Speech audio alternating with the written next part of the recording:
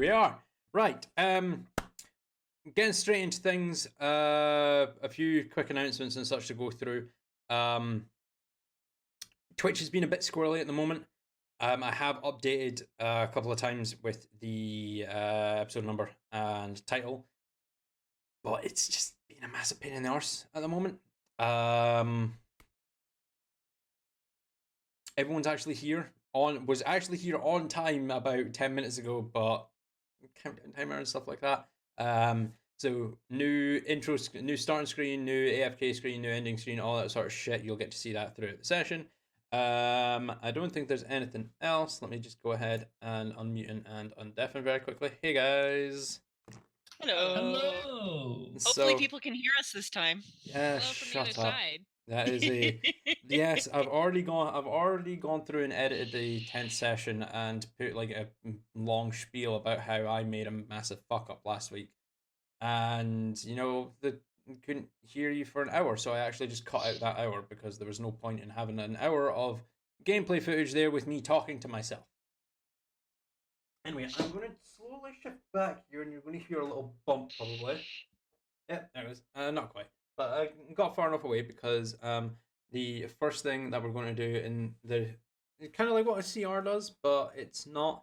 We're going to do a little self-promotion bullshit just like straight away because we got t-shirts, motherfuckers. We got everything. We got a fucking Teespring up and running. Let me fucking put this over here. We got a Teespring up and running. So logo is actually going to be branded on all sorts of shit, from stickers to t-shirts to mugs to hoodies that you can't actually see there because the overlay's a little bit too small. But hey, shit happens. So we got a fucking merch store. Link is down below in the description of the channel as well. So if you are in theater mode, you will need to go onto your stream player, disable theater mode, and scroll down. It'll have all the information down there for you. We'll also be sending a free hoodie to the first person to tattoo it on them. Actually, sounds like a sound investment. I mean, I didn't promise shit, but if you actually go out of your way to get that logo tattooed on your body, I will happily send you a fucking hoodie. But I mean, I'm not. You guys are putting me in an awkward position now. Anyway, right. Please buy our stuff. We need to eat. Dun dun dun. We need to eat. This is me. No. All proceeds go to updating, like keeping the channel up and running and buying new toys and stuff. Like at the end of the month, the Xanathar's Guide to Volo's Guide to Monsters and Mordenkainen's Tome of Foes, they are getting monster cards. So I will be buying a deck of both of those, which will give me immediate access. Just like subscribe to PewDiePie. Oh, don't you fucking dare! And why is that put the text to chat still on? That needs to be turned off like right now. And no, don't subscribe to PewDiePie. PewDiePie's an arsehole and I don't like him. But yes, this massive deck of monster cards, Volo's Guide to Monsters and Mordenkainen's Tome of Foes are both getting decks as well. So we'll be. So does that mean myself and David get more things to summon? No. Just to slow down your roll 20? No, absolutely not. I need to figure out how to turn off. How do I turn that off? I really need to turn that off. God damn it. Oh, I see how it is. Scott doesn't want to celebrate having subscribers. I do want to celebrate having subscribers, Evelyn, and I appreciate it, but I don't want. We don't want knockoff Siri talking. Yeah, I really don't want. 100% of your subscribers, I vote that you bring back the cats that dance on your head when someone subs. No, absolutely not. How long does that fucking notification stay there for? Honestly. Usually about 5 seconds. I have no idea what's wrong with you. I don't know. I think Twitch is until someone else subscribes, maybe. I already subbed, so maybe it's just got broken because we subbed. Keep the train going. Someone else. I mean, it doesn't show you at all, Adam. Oh, it's gone now. Yeah, that's because I just skipped it. So doesn't show me at all. It hasn't shown you at all. It's not even popped up on my events list that you have. But if you Well, I have, I appreciate that. Anyway, let's skip back over to the actual game and get going because we've been going for a few minutes already. So last week, you were ambushed by a Baylor. It was the young assistant to one of the caretakers of the Relic Hunter Guild. The young lad's name was Damien, and as he was escorting you, It was Callum. Was it Callum? I thought it was Damien. Callum, you corrected me last week. I did, didn't I? I've had a really shit day at work. Leave me alone. So And that's Callum. why I have the highest intelligence. Intelligence is a dump stat. Anyway, so Callum, thank you for correcting me. Essentially was guiding you out of the Relic Hunter Guild before revealing himself to be a Baylor in disguise. That Baylor then summoned a Glabrezu, and the two demonic entities engaged you in combat. After a long, grueling fight that hasn't actually concluded yet, it unfortunately resulted in the death of one of our characters, Coralina. The Air Genasi wizard unfortunately fell in combat and was. I was kind of trash. You had your neck broken and you were tossed away like a rag doll. So Trash. you're everyone has a Glabrezu to deal with, or two Glabrezu to deal with, except for you because you're dead. You can't get into Roll20. It's not letting me into Roll20 for some reason. Just no, give it time. We ended on the Glabrezu's turn in combat, I'm pretty sure. Yeah, they get summoned small boy and then we quit.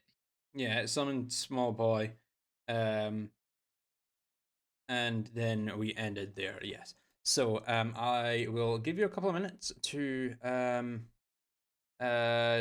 get logged into the Roll20.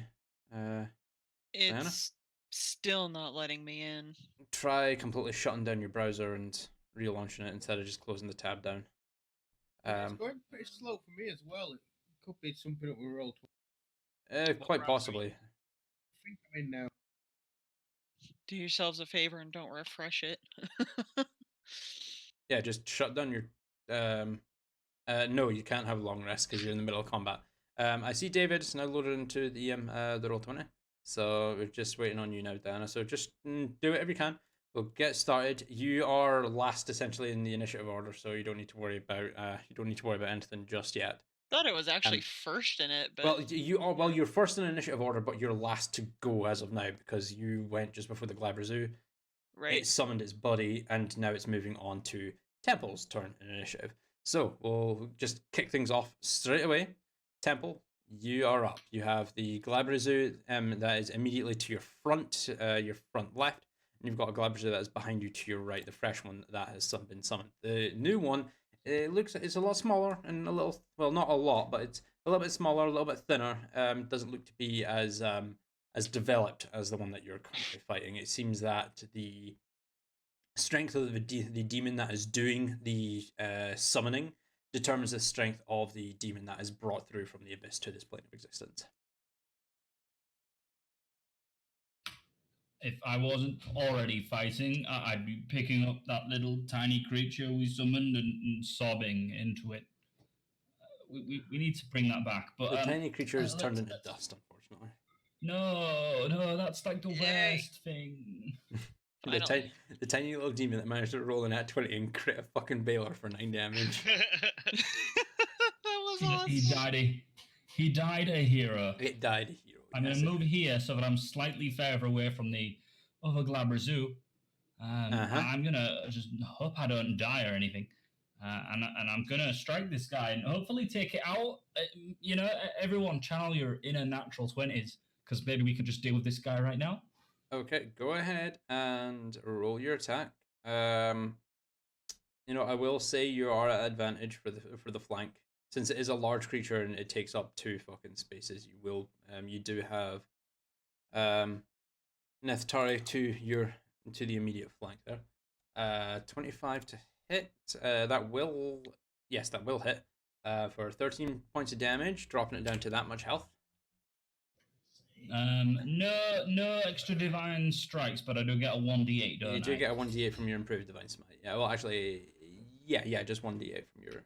Yeah, there's something that adds it just to any attack, isn't Yeah, it's 11th level feature of a paladin. You get your improved divine smite, which just innately gives you 1d8 bonus damage. So go ahead and roll a d8. 4 points of damage as you strike it with your long sword.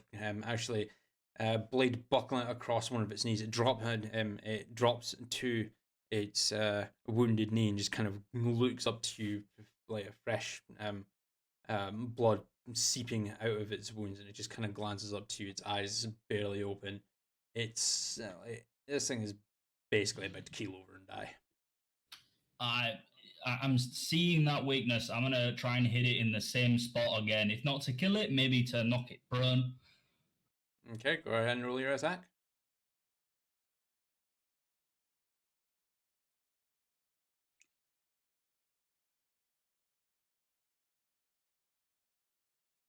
Should I roll again for the advantage that I forgot to put in? Yes, please, because that would be a miss otherwise.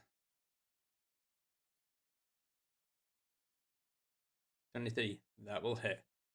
Right, so you bring you don't even need to roll the extra d8. You strike it out of the knee, and it kind of looks and glances up to you, and almost like think episode 6, Luke like wailing down on Vader's lightsaber and hand during the final fight.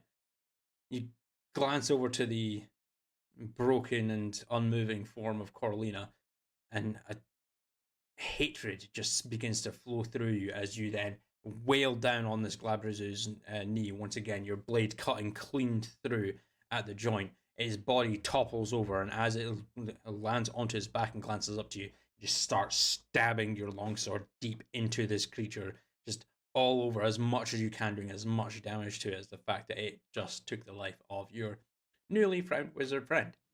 What's the blood spray like on the rest of the pie? It's actually quite like Talar, you're not as badly sprayed since you're like 10 feet away from it, but well, Nithari, you actually catch the brunt of it. Victorious, a little bit of the ichor and blood just gets onto you, but it's kind of just like brush it away. But yeah, no, Nithari, it's quite gory and messy as temple. And Just Tara closes his eyes and puts his tongue out to catch some blood. Is it possible in reaction for Talar to kind of spread her wings out around Coralina to kind of protect her from the blood spray? Yeah, I'll let you do that as a free action, as a reaction. Sure. Cool. Right. Anything else you'd like to do on your turn, Temple? Yes, absolutely. Just hope and pray for the best. Do I know what the movement range is on like how quickly this creature can get over here if it wants? You have no clue. All right, then I'm going to cautiously just step back a little bit further then, seeing as I'm not in too much of a healthy position at the moment. And I'm going to wait for that thing to come to us. Okay. Next up, Victorless. It's your turn initiative. Okay, first thing I'm going to do is I'm going to use my bonus action to switch out for my Hunter's Mark. bow. Oh, you're hunting your bow first. Okay. I thought you were going to Hunter's Mark. Yeah, it's not going to help if I can't hit the fucker. Very true. I'm going to use 5-10 feet of movement. Get to Temple, yeah. Cure wounds at 3rd level. Cure wounds at 3rd level. Go ahead and roll 3d8 of healing magics. 19. Temple regenerates 19 HP. Not sure how much it will help, but there's something. Could be the difference between life and death. Yes. I can't remember how injured people were. Had everybody taken some damage last? Fireball kind of weapon. Talar, Temple, yourself, and Coralina, obviously. It's all taken damage from the fight itself and the ensuing explosion of the Baylor in its death throes. The only one that hasn't really taken any damage, sticking at range, as you know, per his class, is Victorlus, who is out of range of basically everything.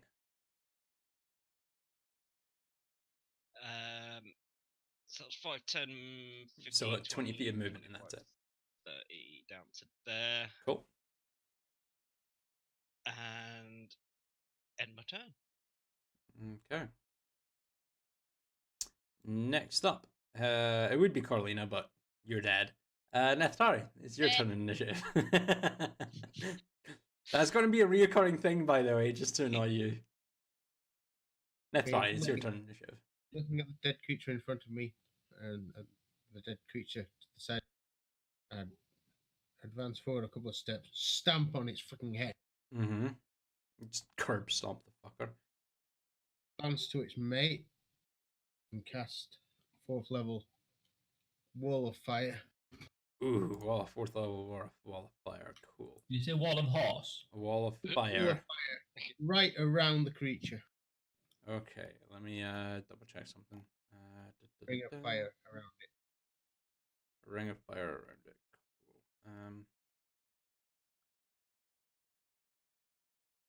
Up to 20 feet in diameter. Cool. So for that, I need draw shape that is red, and then hold that one, pretty sure. 5, 10, 15, 20 feet in diameter. And you're just dropping it right on top of the beastie, yeah? On the Glabrezu. Yeah. Cool, so that's going to be 5d8 of fire damage. When the wall appears, each creature within its area must make a dex saving throw. On a failed save, a creature takes the full 5d8 damage or half as much damage as a successful one. One side of the wall selected by you when you cast this spell deals damage to each creature that ends its turn within 10 feet of that side or inside the wall. A creature takes the same damage when it enters the wall for the first time on a turn or ends its turn there. The other side of the wall deals no damage. So I'm assuming you're wanting the wall on the inside, so the creature's side, to be the one dealing damage, yeah? Yeah, of course. Cool, yeah. right. So it needs to immediately roll a dex save, dex save of 15. Wall of fire, 5th level, no, 4th level. Dex save of 14. Cool.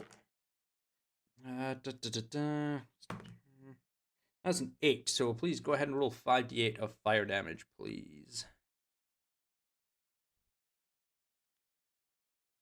16, taking that much fire damage as there's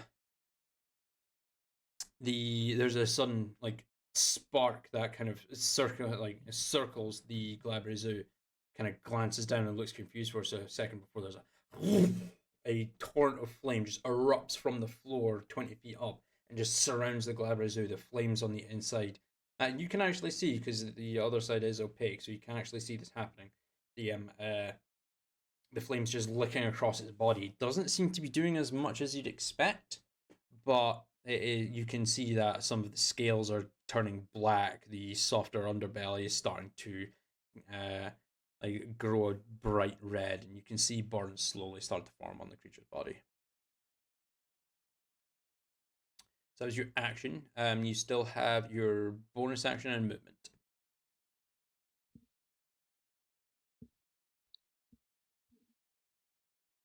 I don't. Oh, could I consume as bonus action? Consume a potion of Greater healing? Yep. Yeah, by all means. A potion of greater healing is 4d4 plus 4. Go ahead and roll that, please.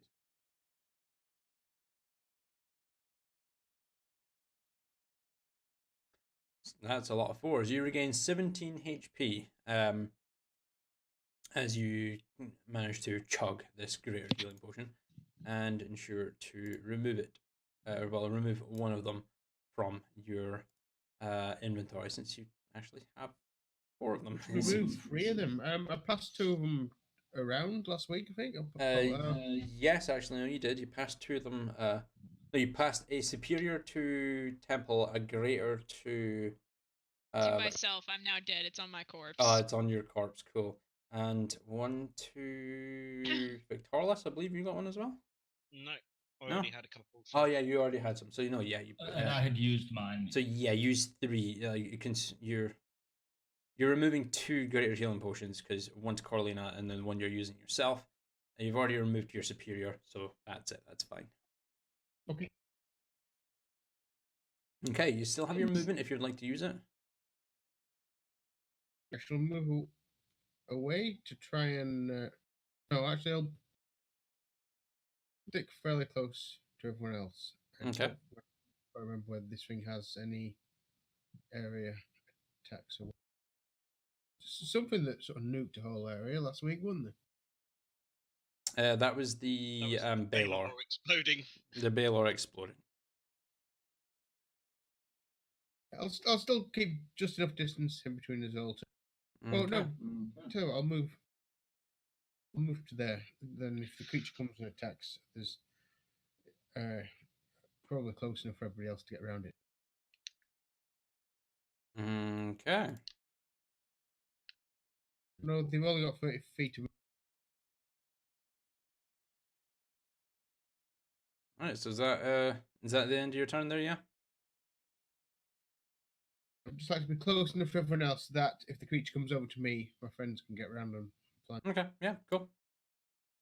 Right, then with that, that will move up to Talar. It's your turn in initiative. What would you like to do?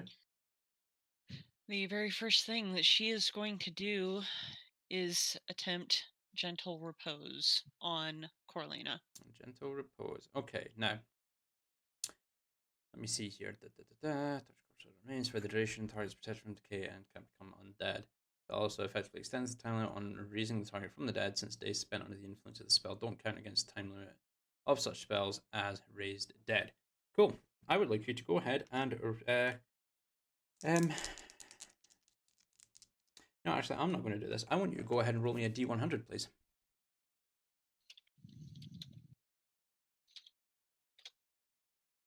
$32. Okay, cool. All right. You grasp onto your holy symbol, or close your eyes and utter a short prayer to Saloon to bind the soul of your fallen friend to her body so that you can have enough time to deal with the looming threat of the demon and bring her back to life. As you make your prayer, there's a weird feeling in the back of your head. You don't really understand it. In fact, you know, go ahead and roll me an insight check, actually.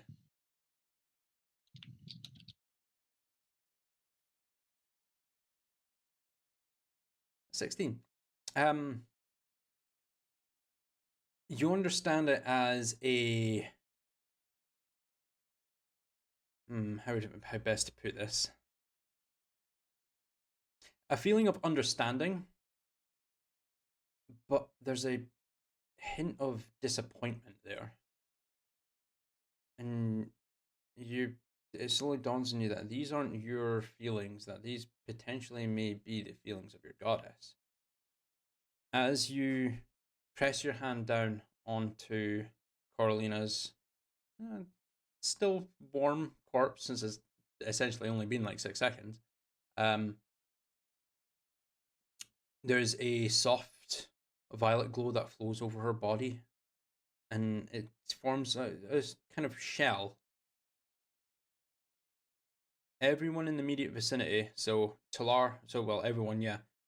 I would like you all to roll me perception checks. Except you, Coralina, you're dead. Sit. Oops, that's not what I wanted. Sorry. That was a performance check. I know. I don't know why I hit on a 12, Talar does a backflip and then face plants a deck. I mean, what? No, right. So let's take a look here. So 18, 7, 12, and a 22. Okay. Temple, you're currently focused on the newer Glabrezu that's been summoned, that you're is the next biggest threat that could potentially kill you or another one of your friends. You're too focused on that. Nithari, Talar, and Victorlas, as you kind of glance over to ensure that Talar's work is done and that Coralina's body is safe, you watch as the shell flickers. Normally, your magic is bright, vibrant, a very saturated, like violet color. It's dulled. It's not as vibrant, and you can almost see the kind of like a fluctuating current. It just seems to flicker in and out of existence. The spells worked, but you don't know if it's going to be the 10 days. On your 22, Talar, as you glance up and look over to your spiritual weapon, your phoenix is flickering as well.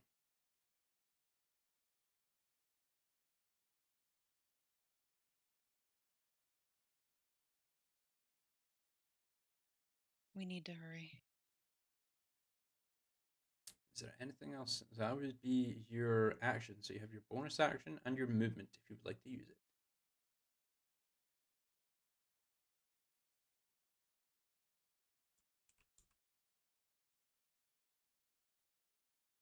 I have a... Let's see. What was it?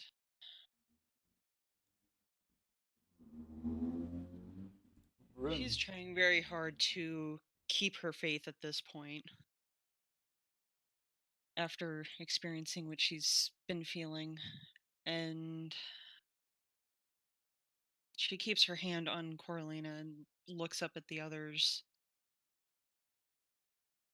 How is each of the other three looking physically?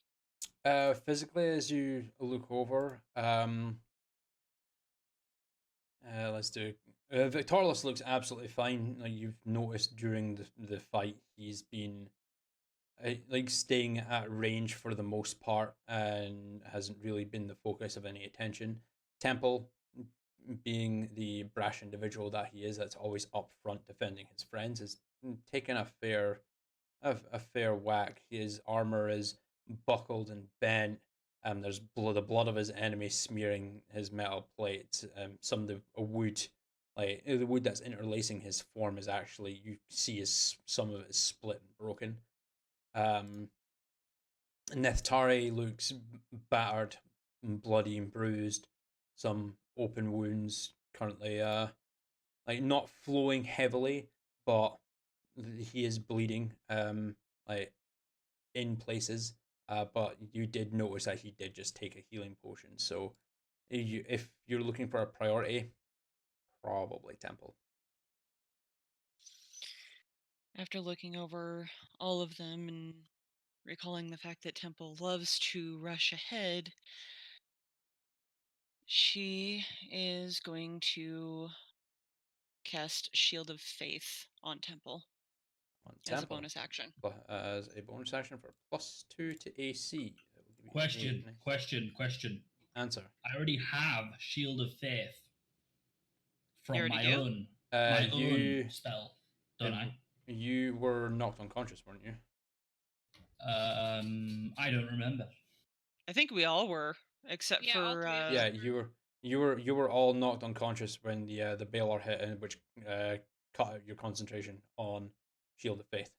So that's why you lost it before. Oh, congratulations, you have it back. So you now have a +2 to your AC once again. I mean, I'm going to be rendering the 10th session tonight, so I will double check that just to be sure later on. And if there's any issues, I will correct them. Anything else you'd like to do on your turn, Talar? As of this point, there's not much else she can do, and she looks weakened, physically and mentally. Okay. Right. With that, we move on to the Galabri Zoo.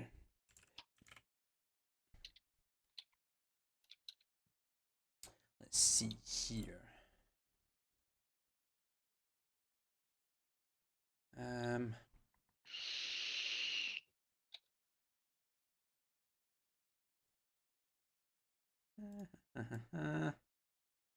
Cool. It's going to move 5, 10, 15, 20, 25, 30, 35, 40 feet. Right up to you, Nithari. Go ahead and roll me 5d8 of fire damage, please.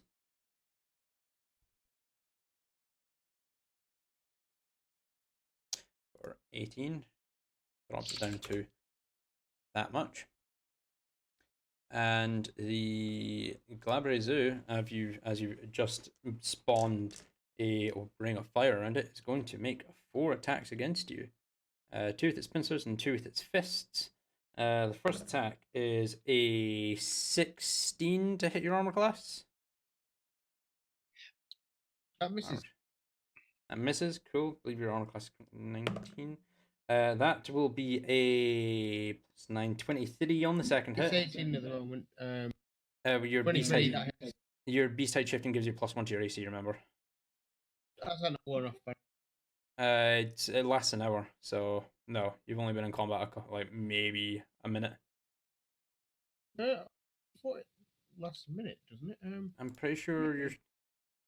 Let's take a look here. 1 minute until you die, until you revert to your normal appearance as a bonus action. Yeah, this transformation lasts for 1 minute until you die, or you revert to your normal appearance as a bonus action. Yeah. So and hold on, let me take a quick look.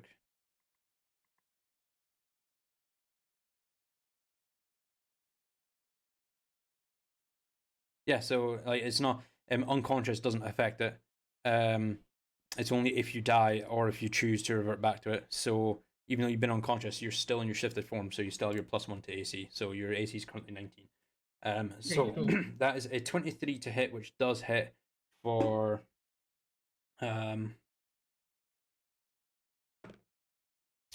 it's 9, 13, 18 points of bludgeoning damage. And I need you to go ahead and roll me a strength check.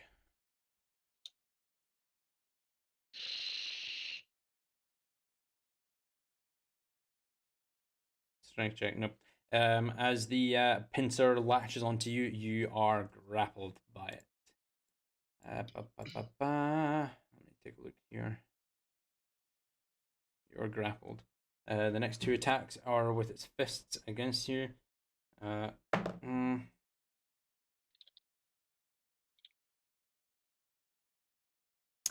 Grappled creature. Do I get advantage on attack? Do you have advantage on attacks made against you? Let me double check here. So do I prematurely say welcome to the club? Potentially. No, there's no advantage. So that would be a natural 18. Unnatural 18, sorry, to hit you. So the third attack will miss its fist, and the last attack, that's a 4. So that will so the first attack and the first attack, third and fourth attacks all miss you, even though you are grappled by the creature, by the Galabri Zoo. You are going to have to fight it to get out of its grasp. But that is going to be it for its turn. So Temple, that moves on to you in initiative. What would you like to do? I'd like to pluck a magical healing potion out of my butt. Click, click, click, click, click, click, click, click. Yep. Healing potion. Superior or? I used that superior. You used that one. Okay. It's a bonus action to take this, isn't it? Yeah, bonus action to take it yourself. It's an action if you're wanting to force feed it to someone else. Tricky position we're in. I don't suppose I can force feed to a grappled beast hive. I don't even know that would be the best use of my action anyway. I mean, you could. It would be like you'd probably have to roll like for favorable conditions. Otherwise, you may end up like because he's grappled by the creature, you may end up dropping the potion and wasting it if you're unlucky. Last time we got grappled, I was turned into a mouse. Sorry? The way I see it. Alright, Temple, go on. The way I see it, Neftari is doing a good job of grappling that thing. So I'm gonna try and like get around this thing, and I mean the easiest way I see of removing this grapple is cutting that damn crab claw off. So that's what I'm gonna try and do. All right, go ahead and make your movement. Pop. All right, cool. Go ahead and roll your attack.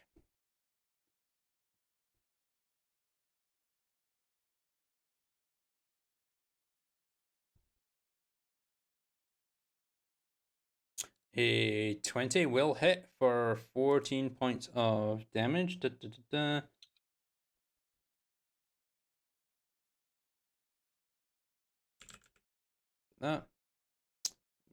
Plus your improved divine smite for 1d8 for 4 damage, dropping it down to that much health. Any progress on the crab meat, or are you going to describe the attack after having another go? Now, unfortunately, you don't like. There's only a mechanic in lopping off limbs with a specific weapon.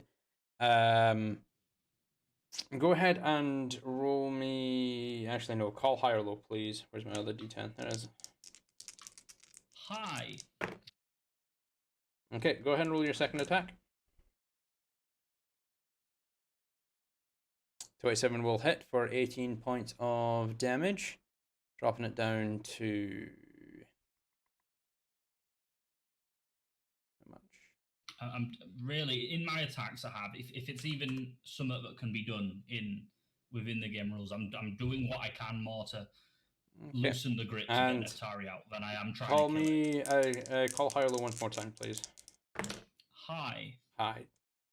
As you wail into the creature, you're aiming for the pincer appendage that kind of juts out from its torso, and as you lay into it, your blade sinks deep into the flesh of the appendage. Excuse me, but it strikes bone both times, so your blade isn't able to cut through. It does damage, and it might have had an effect on its grip. You don't know for sure, but you weren't able to completely remove the appendage, unfortunately. All right, with my bonus action, I'm going to use the Greater Potion of Healing on myself. Okay, that will be 4d4 plus 4.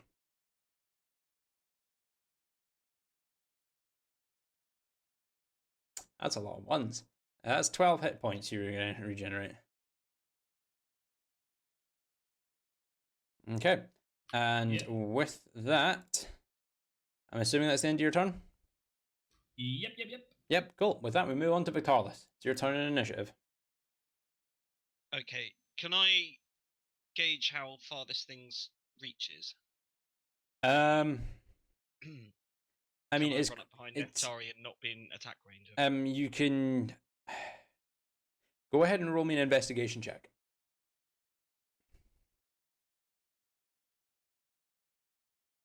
20. No, this the appendages, the pincered appendages are like quite large. It's pulling Neftari close. So if you were to get behind Neftari, you'd still be in range to hit it. You can gauge that it can reach out to 10 feet. Okay, that answers my question. Staying at range, hunter's mark. Shoot. Abso-fucking-lutely. Yep, figured as much. Right, I'll just go and swap your hunter's mark over while you're figuring out where to move. Move to there. Go ahead and roll your attacks with your longbow. And they say that Ranger's the most boring character. I mean, move here, shoot that. 13 will miss. Go ahead and roll your second attack.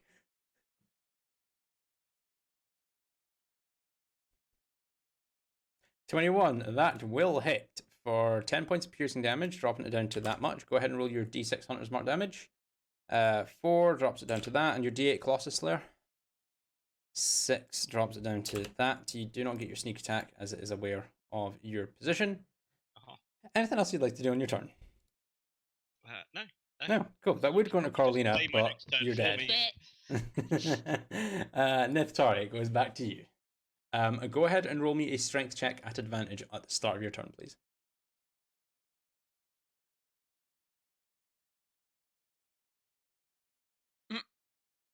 I didn't even see what you typed in there. Exclamation point C space STR space ADV.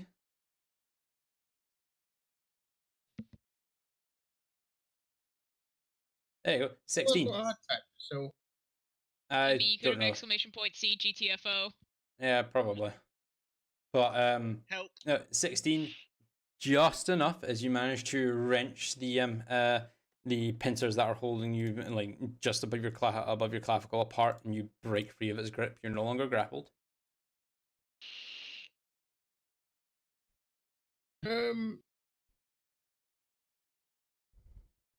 I've got my staff in my hand, I assume. Yeah, you've got your quarterstaff.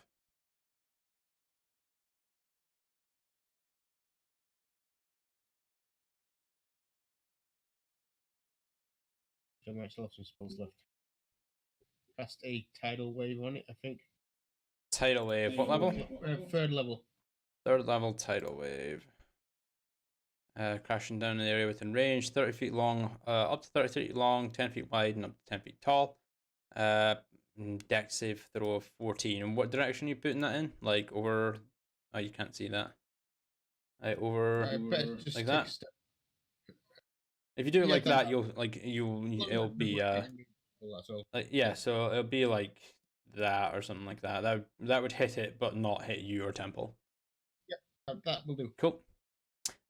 So go ahead and roll me 4d8 of bludgeoning damage as this guy rolls his dex save. DC is 14.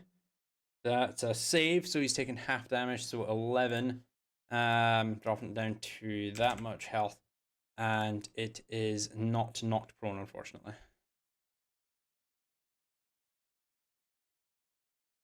Anything else you'd like to do on your turn? I should probably retreat. It's probably going to attack me again, isn't it? Potentially.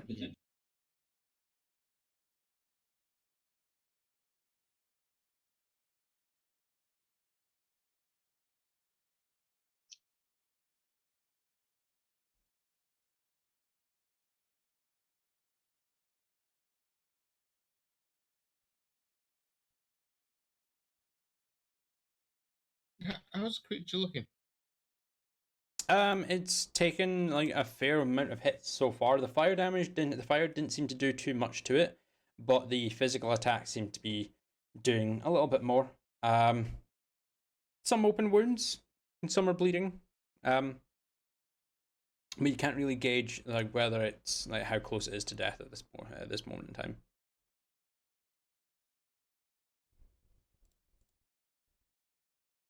Right. If I move away, I'll get a ticker of opportunity. I better just stay here then, and I shall. I'll just move there. Okay. Flank. All right. Cool. With that, we move on to. Let's take another healing potion, or is that an... Sorry, what was that?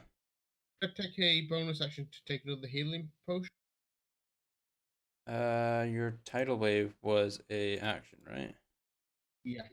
Yeah, you can go ahead and do so if you'd like. Go ahead and take another one of your greater healing potions. Should have one left. That'd be 4d4 plus 4.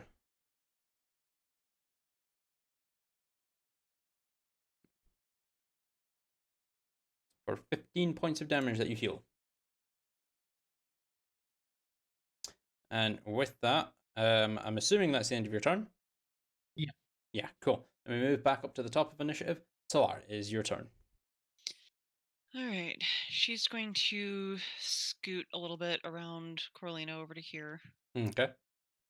And then, considering she doesn't have much left, targeting Nestari, she's going to cast 2nd level Healing Word, which is my bonus action. Okay, that'll be 2d4 plus 4, please.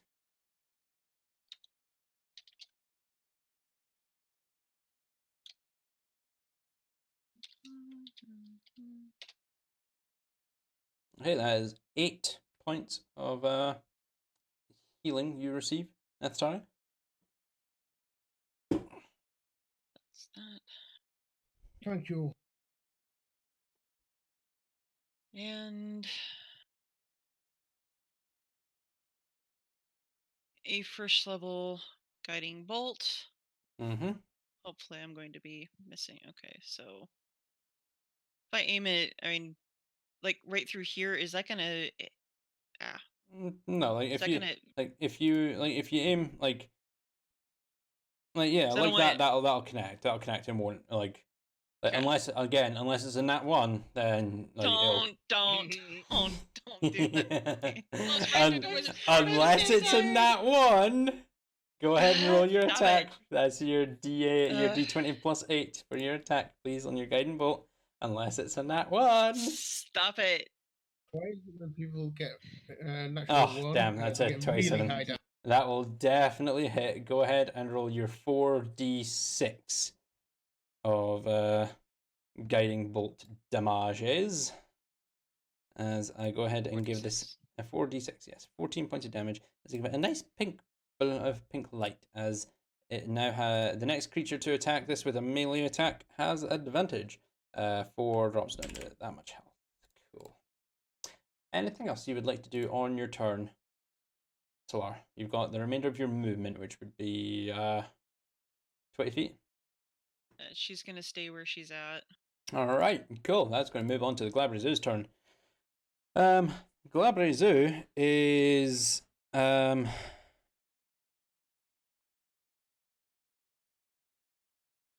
to cast a spell, and I need my PHP once again because I don't have the actual spell cards. That's one thing I need to get, spell cards. I just imagine this Glabrazu putting some tiny glasses on, pulling up a tiny little spell book out of its back pocket, and just flicking through to find the spell that's got It doesn't. I'm sorry, it doesn't have a 3-step guide on how to cast a spell with included crayon pictures as well.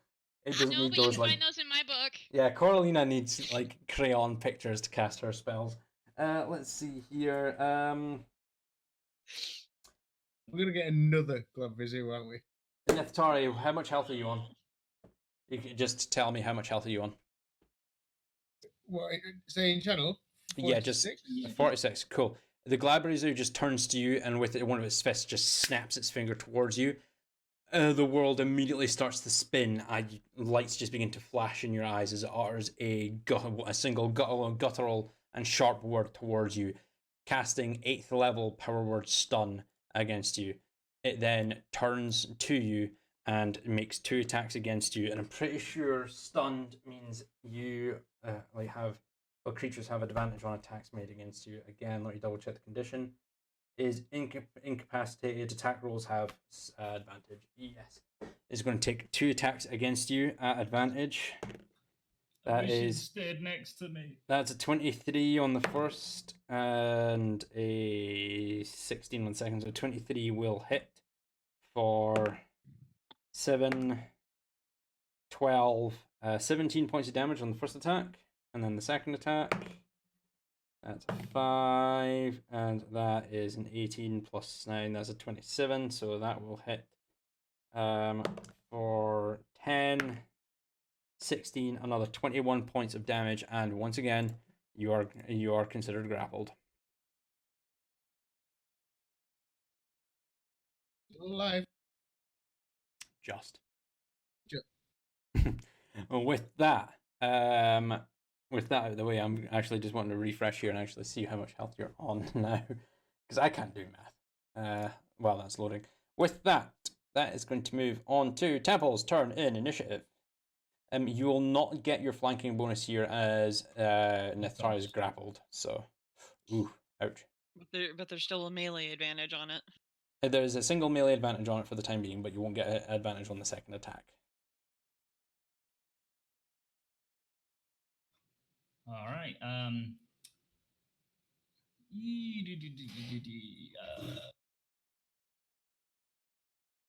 What's the what is I'm just sorry, I'm just thinking. Yeah, that's all right. What size does this creature count at? It's a large creature.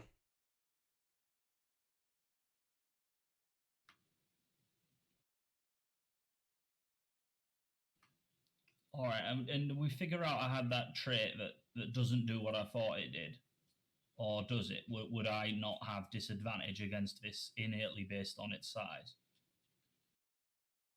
So what are you trying? What are you if I trying were to to do? grapple this creature, would I have disadvantage based on size? You wouldn't even be able to grapple him. Your powerful build is you count as one size larger when determining your carrying capacity, and weight you can push, drag, or lift. You're still a medium creature. You cannot grapple something that's larger than you. Okay. It's like a halfling running up to a giant and trying to grapple it. It's just not going to happen. It even says it's there. It's for your carrying capacity and stuff that you can push, pull, and lift. It's not about grappling creatures. You can't grapple anything that's of a creature size larger than you.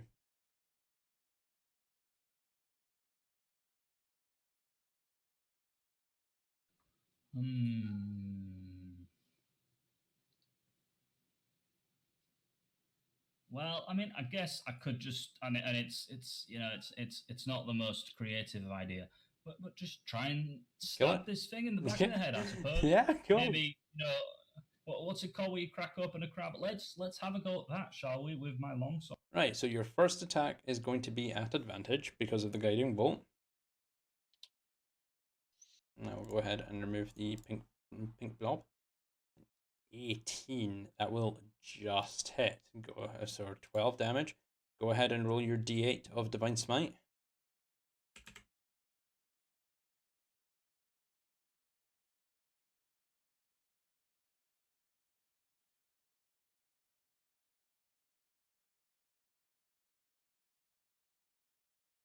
Can I use a first level Divine Smite as well? You can if you'd like. That'll be 2, 3. I'll change it to 4 d8 of okay. Divine Smite damage. Second. Oh, ouch. That's a low score on that. That is very low, unfortunately.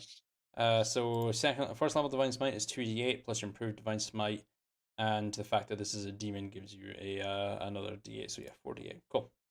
Right. So if you're going to attack a second time, it's just going to be a normal attack.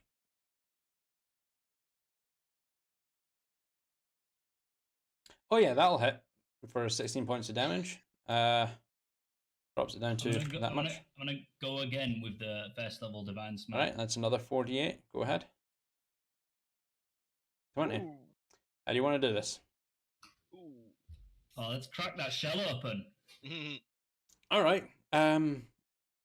With the Glabrezu turned away from you, you kind of you reach up with your longsword, spin it around so that it's blade down in your hand and drive it into the Glabrezu's back. You hear it crunch as the blade actually pierces the hard scale on its back. It kind of cries out, and one of its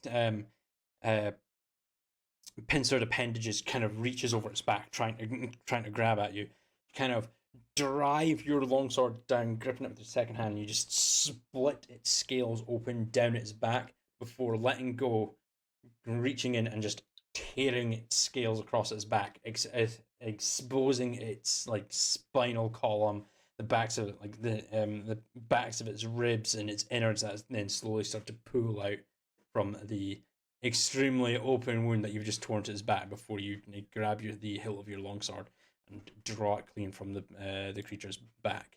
Nithari. Fatality. Nithari, you're no longer grappled as the pincer just kind of loosens its grip around you. The Glabrazoo's eyes just roll up, and then it flops over to the floor and is dead.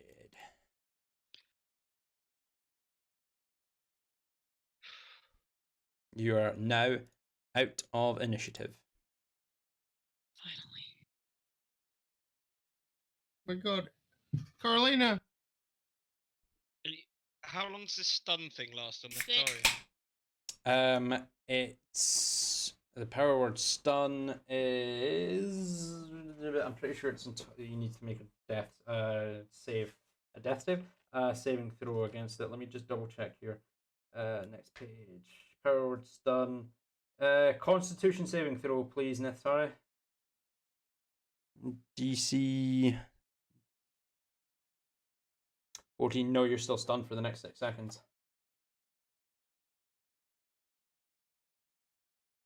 Can I move? You cannot move. You're stunned. So I'm you gonna can't. walk up and sort of try and lift Neftari to his feet. All right. Hang him like a ragdoll off my shoulder. Okay. Cool. I'll say go ahead and roll me another Constitution saving throw, Nethari, at advantage. Because it's an 8th level spell. There's no duration. It's instantaneous and it lasts until you make the save. 12 still not going to be enough. I'll just keep Do I him fall draped over over again my then? shoulder for now. Okay. Right. So, what are you guys going to do now? You're So DM, in Temple's innate way that he does things, I'm gonna stood over Coralina, Mhm. with just visually detached, no apparent emotion, inanimate as Temple does. I'm gonna ask Nerul. I'm gonna ask my god. How long does she have? Go ahead and roll me a religion check.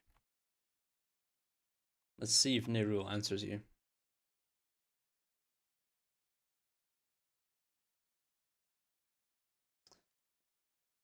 $18.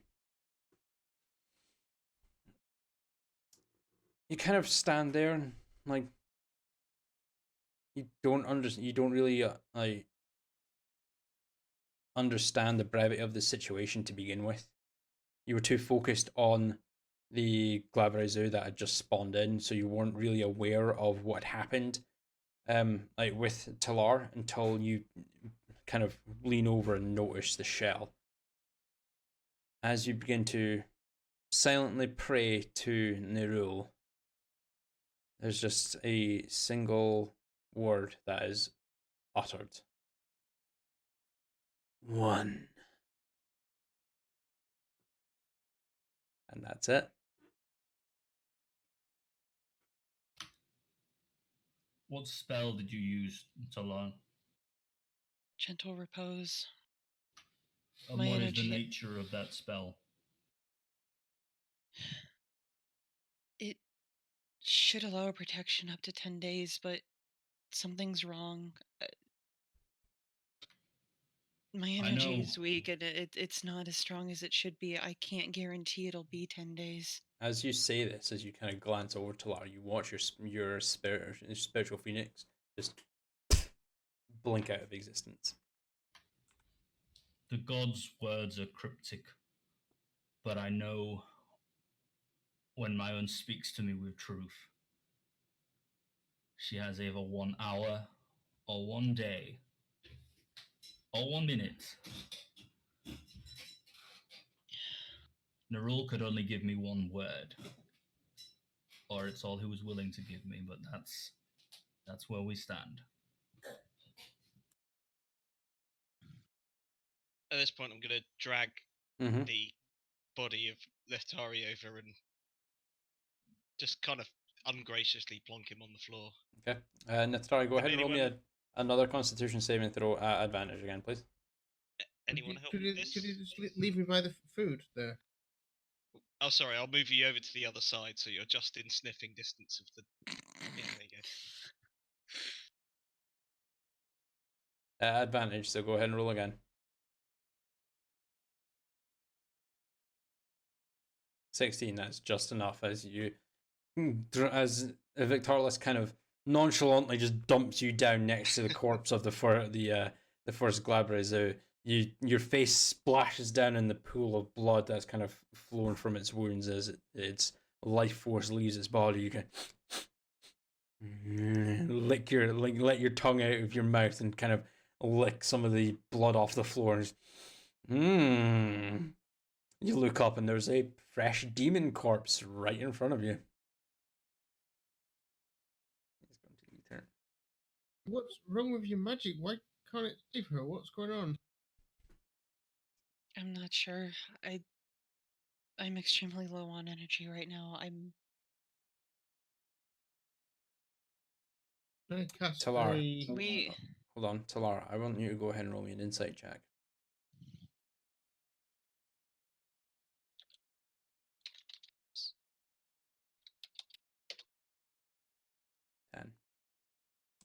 You're not sure.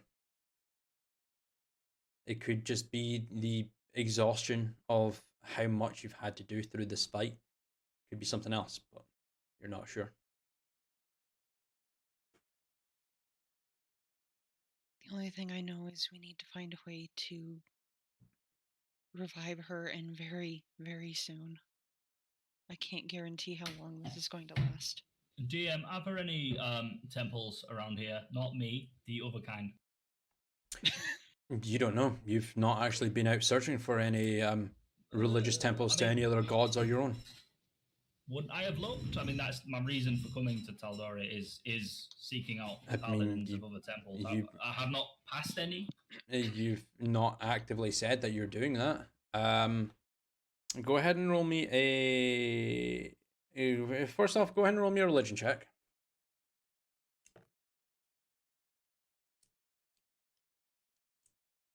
Unnatural 20, cool. And call high or low, please. Hi. Hi. There have been temples temples and shrines that you've seen kicking about to deities of some kind, but none that you have seen that are active.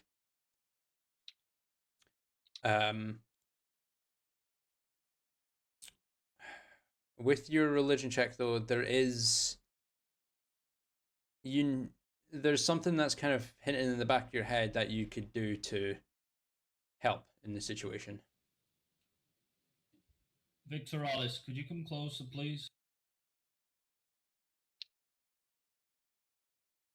Sorry, Temple. I was just going to attend to some business, but do you have something important? Well, we need to make a decision.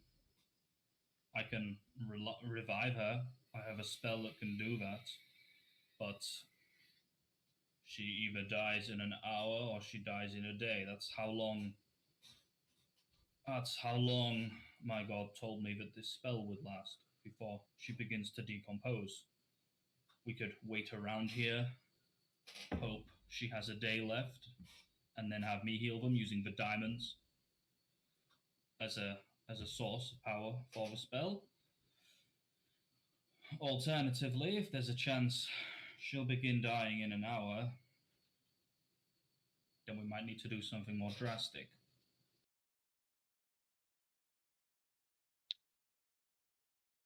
Okay. We need to make ready to move then.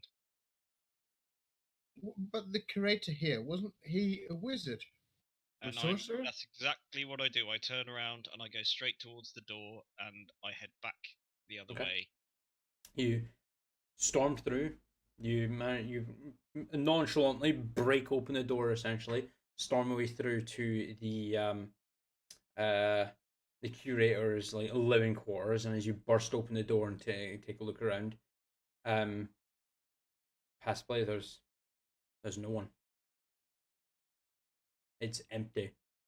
The commotion from the fight has either scared the old man away, or they were both demons in cahoots, and this one has bamfed out. Can't really tell. Okay, I'm going to very quickly start ransacking this place and searching for anything that might suggest information that may be useful, a spell, incantation, or scroll, or any kind that might provide a solution.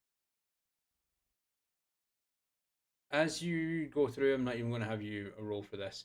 As you go through, you ransack the area. It takes you a solid 5 minutes to go through and like check all the like big pieces of information. You're not going over absolutely everything. You're just looking for big standout things.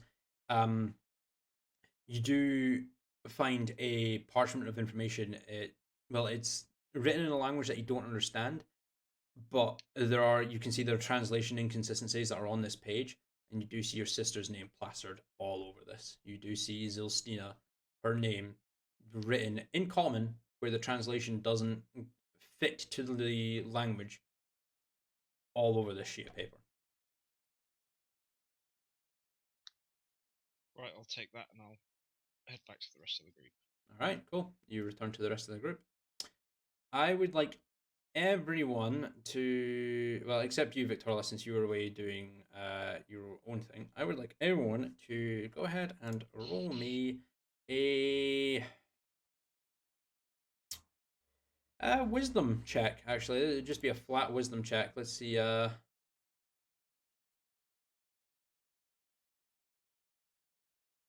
Let's see if your memory actually serves anything. 8, a 9, and a 10.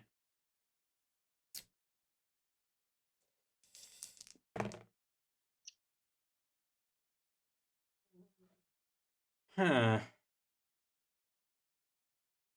Yeah, no, you can all remember there is one source that could potentially help you. Can't place it, though. There's something there. It's in the back of your head. A recent or not, you've within an hour or a day, or as you glance down, the shell is still flickering. It's only been a couple of minutes, so it's definitely an hour or a day. You're not sure which one it is, but there is something in recent history that might be able to help you. There's a bunch of medics back at the Thieves Guild. Managing to fetch Aaron round. Well, kinda. Is it possible to have Talar try to focus more of her energy into that gentle repose spell to try and strengthen it, or You can most certainly try. Go ahead and roll me a religion check.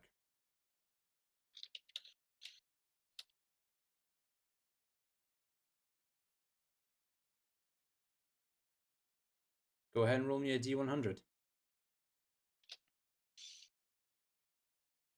oops.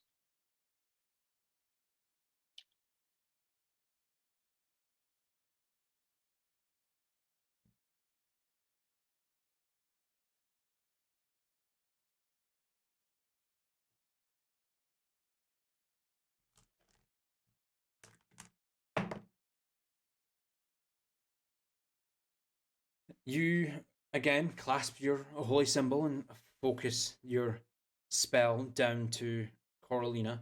The violet energy flows over her body, and then it seems to be a bit more vibrant. It sticks for a couple of minutes and then fades away, returning to the shell that was the same state it was a few seconds before. It might have had an effect. You don't know, just looking down on it. We need a necromancer, don't we?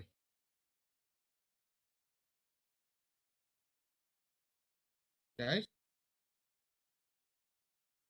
I think I know where to find a necromancer. I don't recall coming across a necromancer. Isn't that what the Hydra eggs were going to? That guy we rescued from the Hydra. He was selling his eggs to a necromancer, he said. That's true.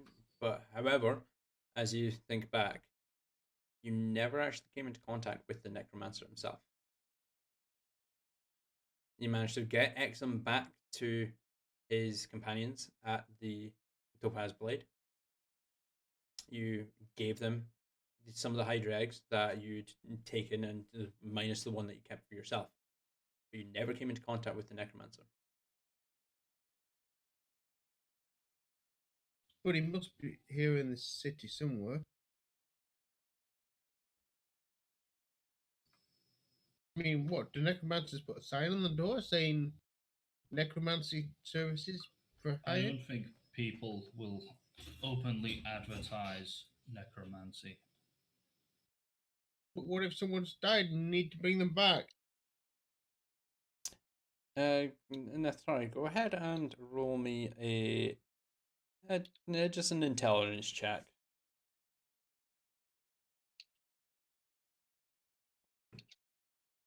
Sorry, isn't good at intelligence 6. check. No, he's not.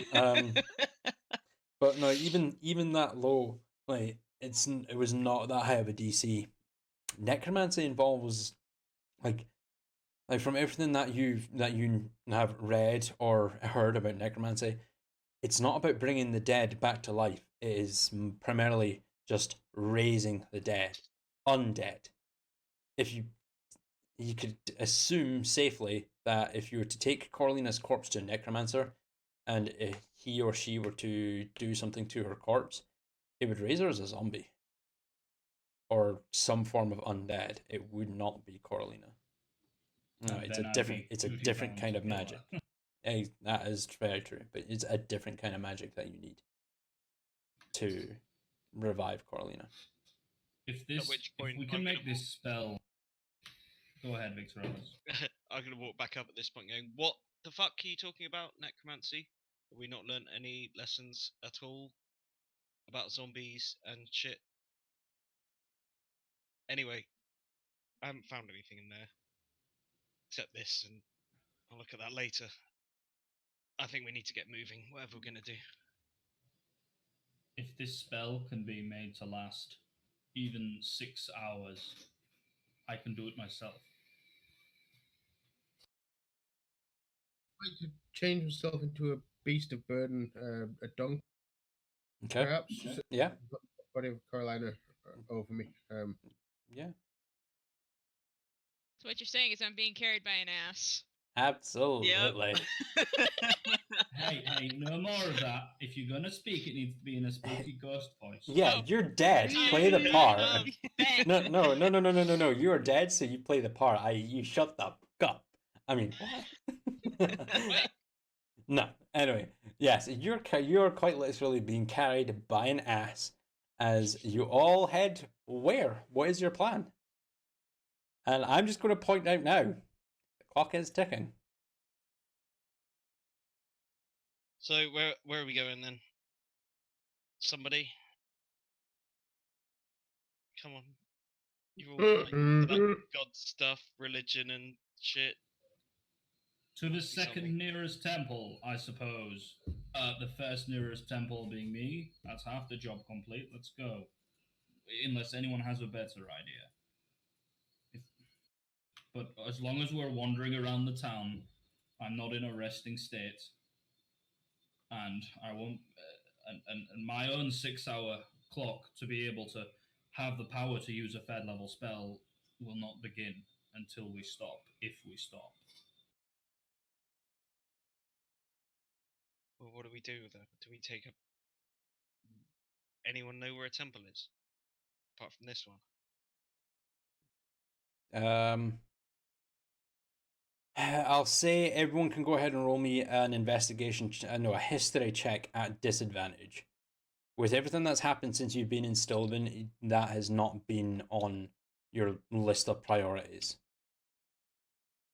And it was at disadvantage. Does that include me? Including you. Yeah, to Tal'Dorei, I did tell you that yes, that is what you were intending to do, but you have not been actively doing that since you've come in, and it's just been nothing but hassle. And you came in. Nothing about any temples in my notes that we've seen or come across or anything like that, so I got no idea. No, you came in. You went and found shelter. You were then harassed by the clasp. You then had a job to do for the clasp. You then went out and got the Hydra eggs and rescued Exum. You came back, found out about made the plan, found out about Tsuri, went out hunting for him, and then came back. You've not actively been searching for temples. So with a 4, a 1, an 8, Victoris, another history check, because that was at disadvantage. Oh, sorry. So you rolled a 16 there, so I just want to be fair here. just in case it's higher or lower. There you go, it's a 4. There you go, a 4. Yeah, nothing. You have no idea where the nearest temple is within it. If it's within the probably about 45 minutes to half an hour that you may have left in the time that has taken you all to come to this conclusion. I mean, you can look, but you don't know if you're going to have time.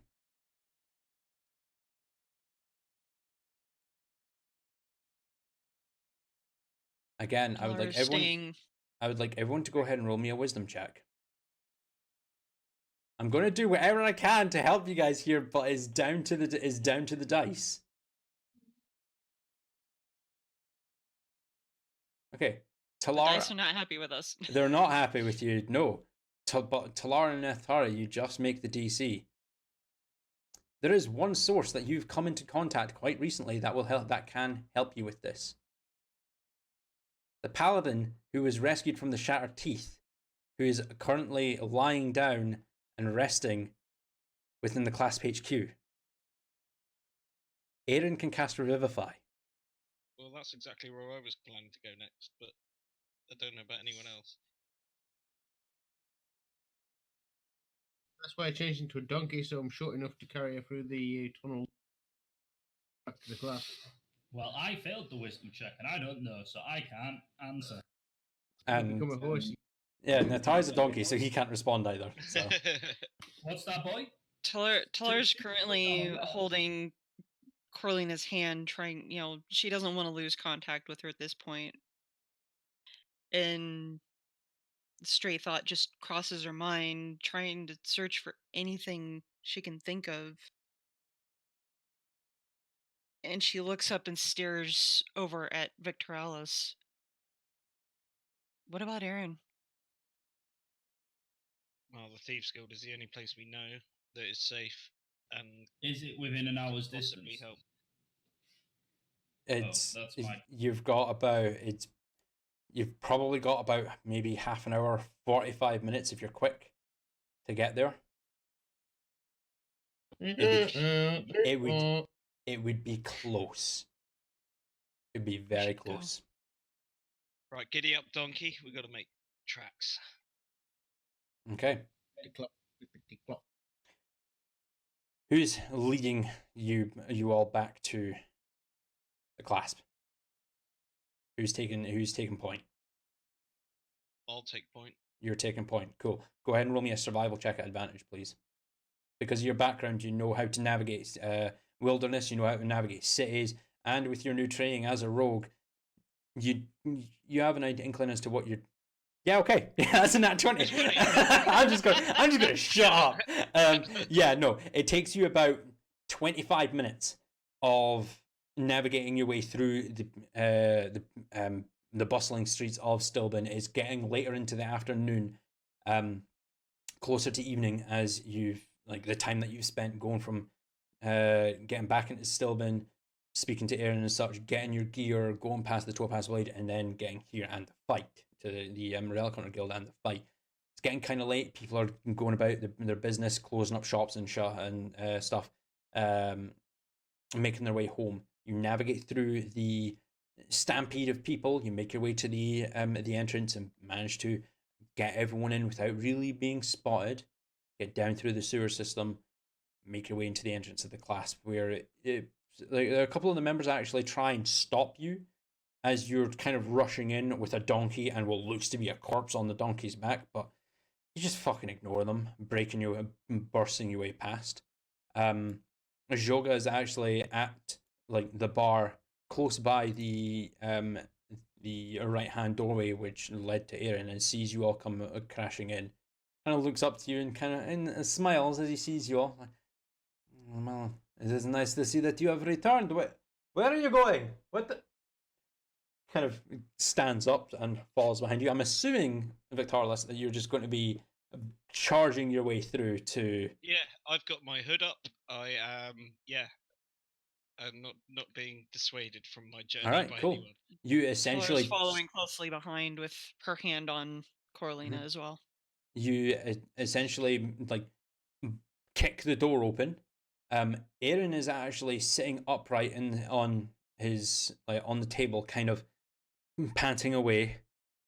As you come into the scene, there's a lot more blood than there was last time, and what looks to be some kind of demonic corpse off in the corner. Aaron kind of glances up to you all. May not be in complete commission at the moment, but I can still fight. What brings you guys back so quick? Tip my hood back. It's good to see you up and well, doing your usual. Not Aaron, quite. we need help. But, you leave me alone for what, an hour or two. I've been basically on my deathbed, and you come straight back asking me for help. Well, you'd been on that deathbed a lot longer if it wasn't for some of these people. So. Hey, I'm just pointing something out. I mean no disrespect. What's going on? Well, if it's within... grin at him broadly. I'm genuinely happy to see you back, and I'm going to walk out of the tent now. I'm going to stand on the outside. So if anyone comes, well, it's not a tent. It's a room. Well, so. The room, whatever. Yeah. I'm going to go and stand outside of this room, and anyone who comes up, I'm going to intercept and explain what's going on. And he walks away. Typical. So what's Our wrong? party What? member is close to dying. I've managed a gentle repose on her, but my energy is weak and I can't sustain it much longer. He kind of like sits upright, and his facial expression has gone from like kind of relaxed and happy to immediately looking stern and focused. Any traces of exhaustion that was there on his face immediately fades.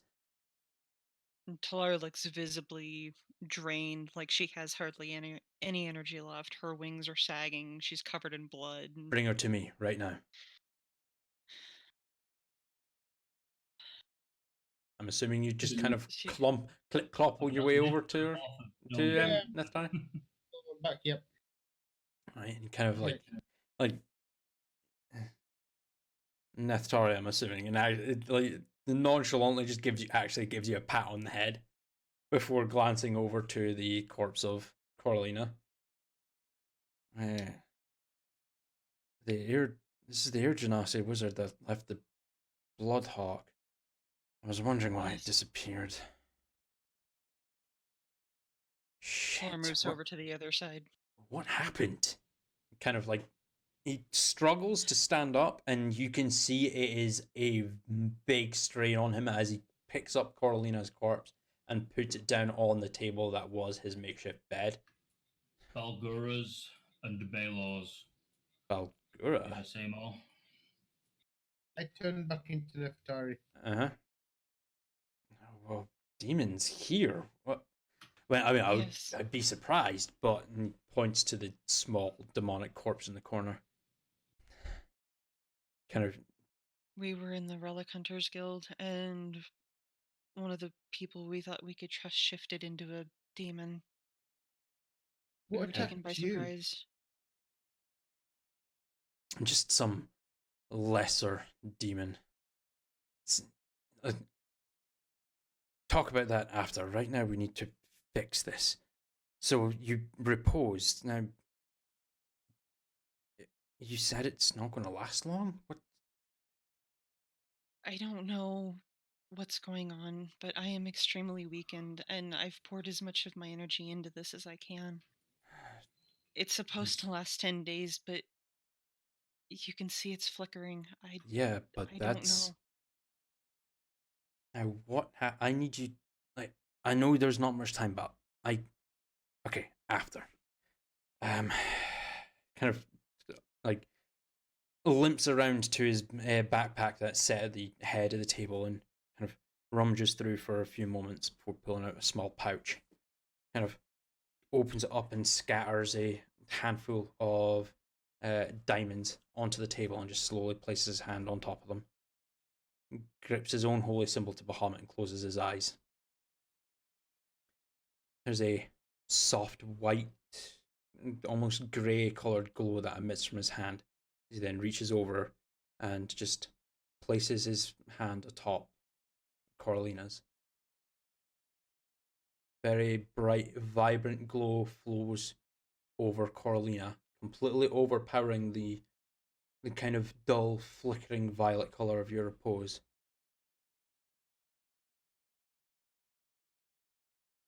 A few moments later, there's a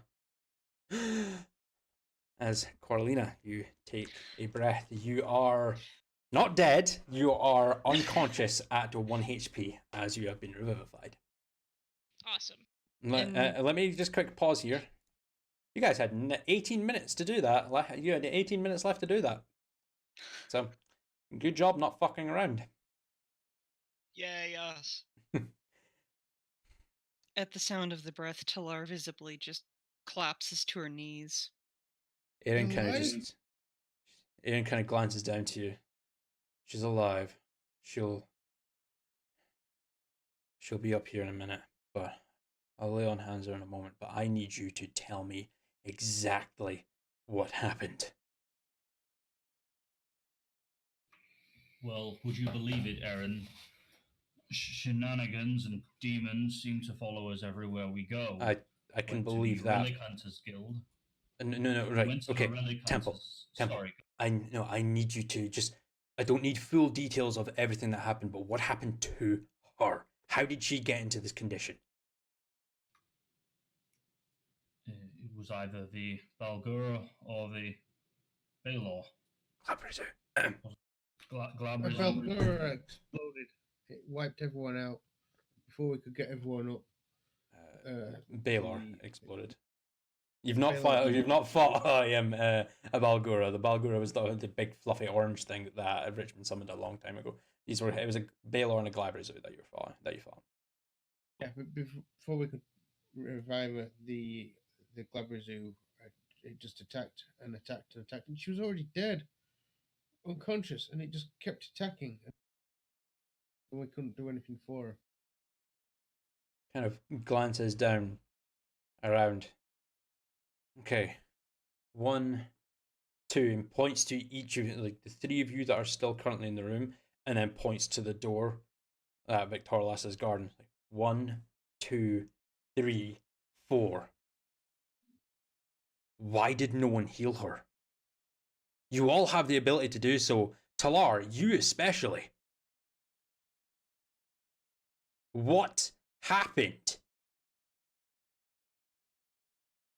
I'm going to hear the raised voices and hopefully have allayed any panic from outside at this point. Yeah, by this point, like, Joga's kind of come up to you and questioned you what's happened. You explain the situation, that you needed Aaron's assistance, like, sharpish, and he kind of just nods, waves to the other class members who've kind of...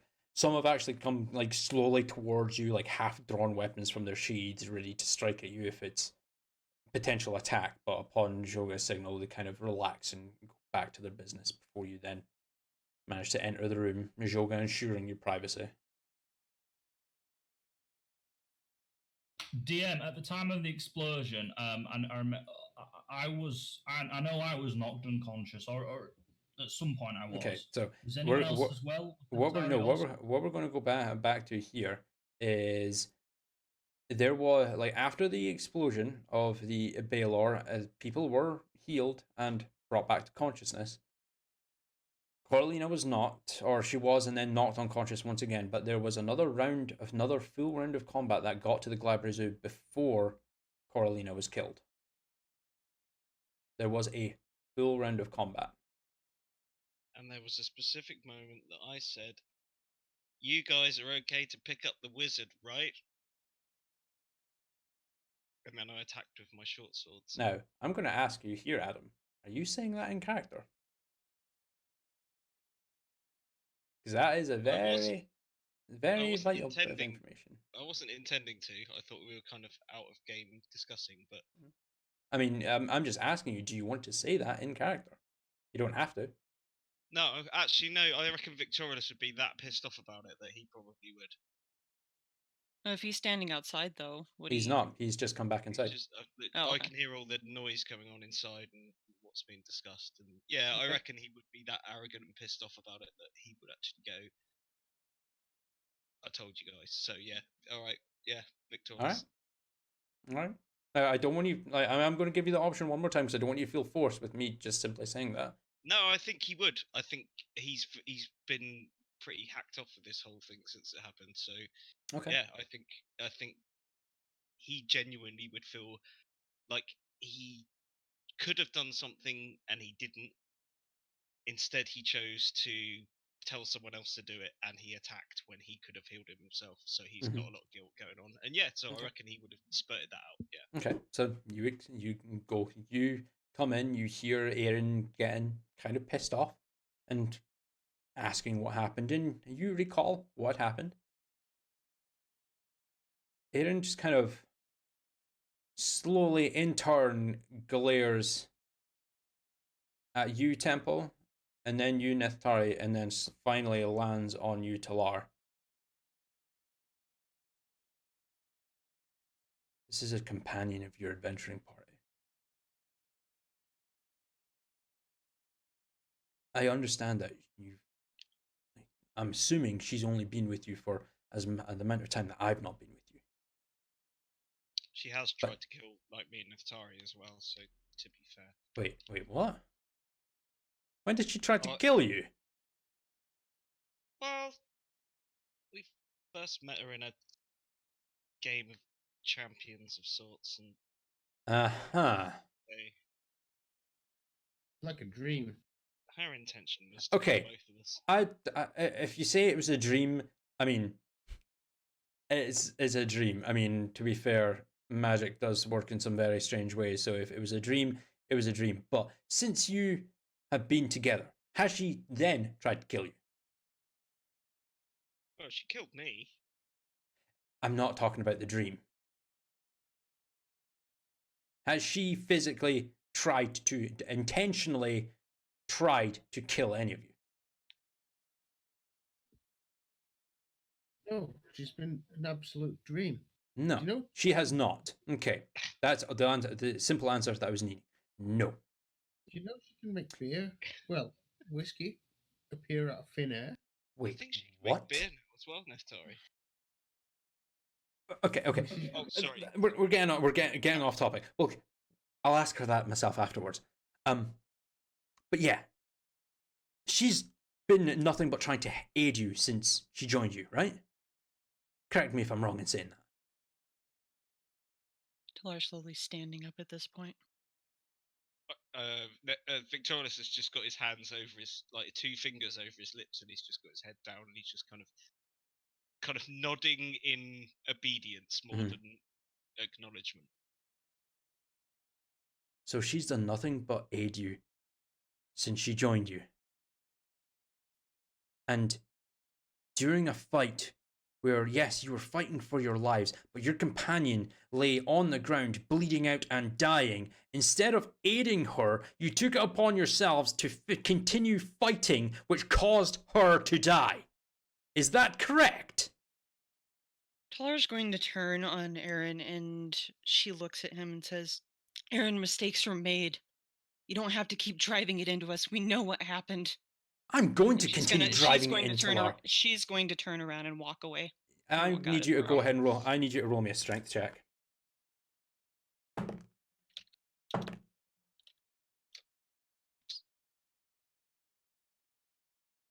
7. Okay. I need to quickly go ahead and bring up Aaron's character sheet because it was at disadvantage and I can't remember his modifier. So if you just give me one moment.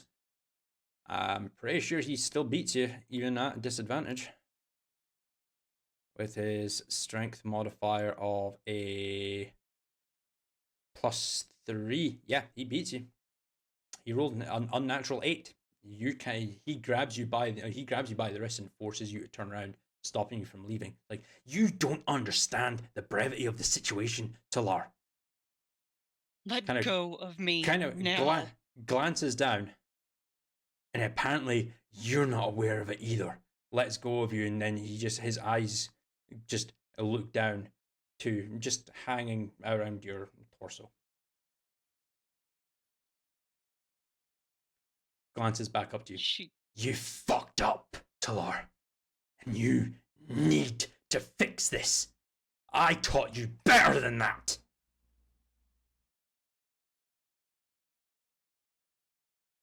She stares straight into his eyes for a moment, and then turns around and walks out. Yeah, good luck in your quest with your being a cleric. Kind of turns around and looks to all of you. Well, the rest of you that are in the room. Did did the rest of you notice that at all? Temple, I'm surprised you didn't.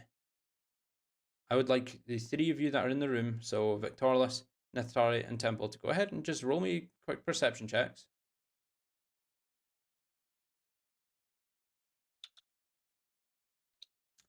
Actually, Temple, I'm going to give you advantage, so go ahead and roll again since you are a paladin. So go ahead and roll again on this. There you go, unnatural 20, nice. So 20, 20, and a 13. Victorless, you haven't really noticed it because it's like a religious thing that's not really. Yeah, I don't give a fuck. Yeah, you don't really give a fuck about the gods and the gods of the multiverse and what they're doing. It's nope. You're not involved in that. Nithari, now that Aaron has mentioned it and the temple, you've noticed it but didn't really pay much heed to it. And you know what, actually, Talar, as you're walking out, would you glance down to following Aaron's gaze as you've walked away from him? I'm just gonna ask you that as a DM. After she walks out of the room and she goes off to a corner, she'll probably glance down and wonder what the hell he was looking at. All right, cool. Go ahead and roll me a perception check at advantage. Actually, no, and I'm not even gonna have you roll. You'll notice that. You'll notice it straight away.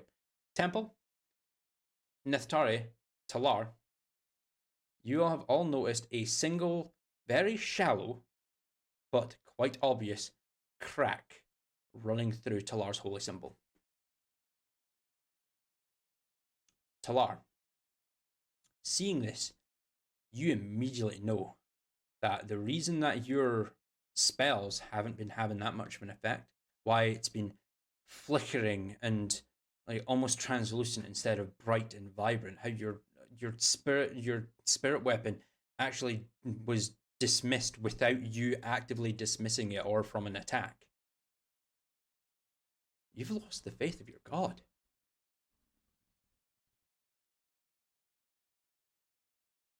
In the last session, when you actively chose to not heal your downed ally who is bleeding out on the floor directly like right next to you, and instead chose to continue with an attack against the oncoming creature, that goes against the tenets of Saloon. That goes against your character.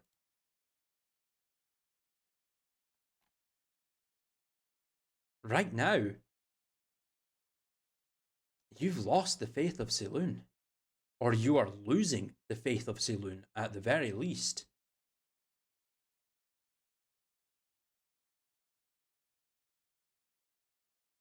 And that, Aaron is going to relay that to the rest of you who are in the room.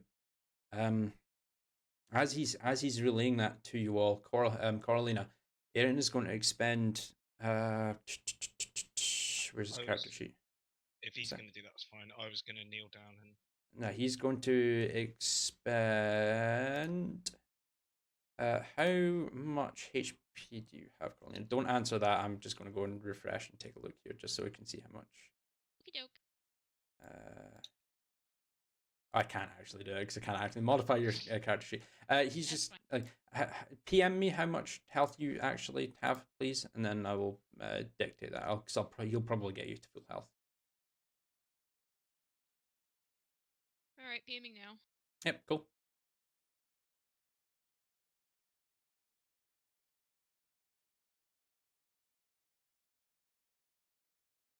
Okay, cool.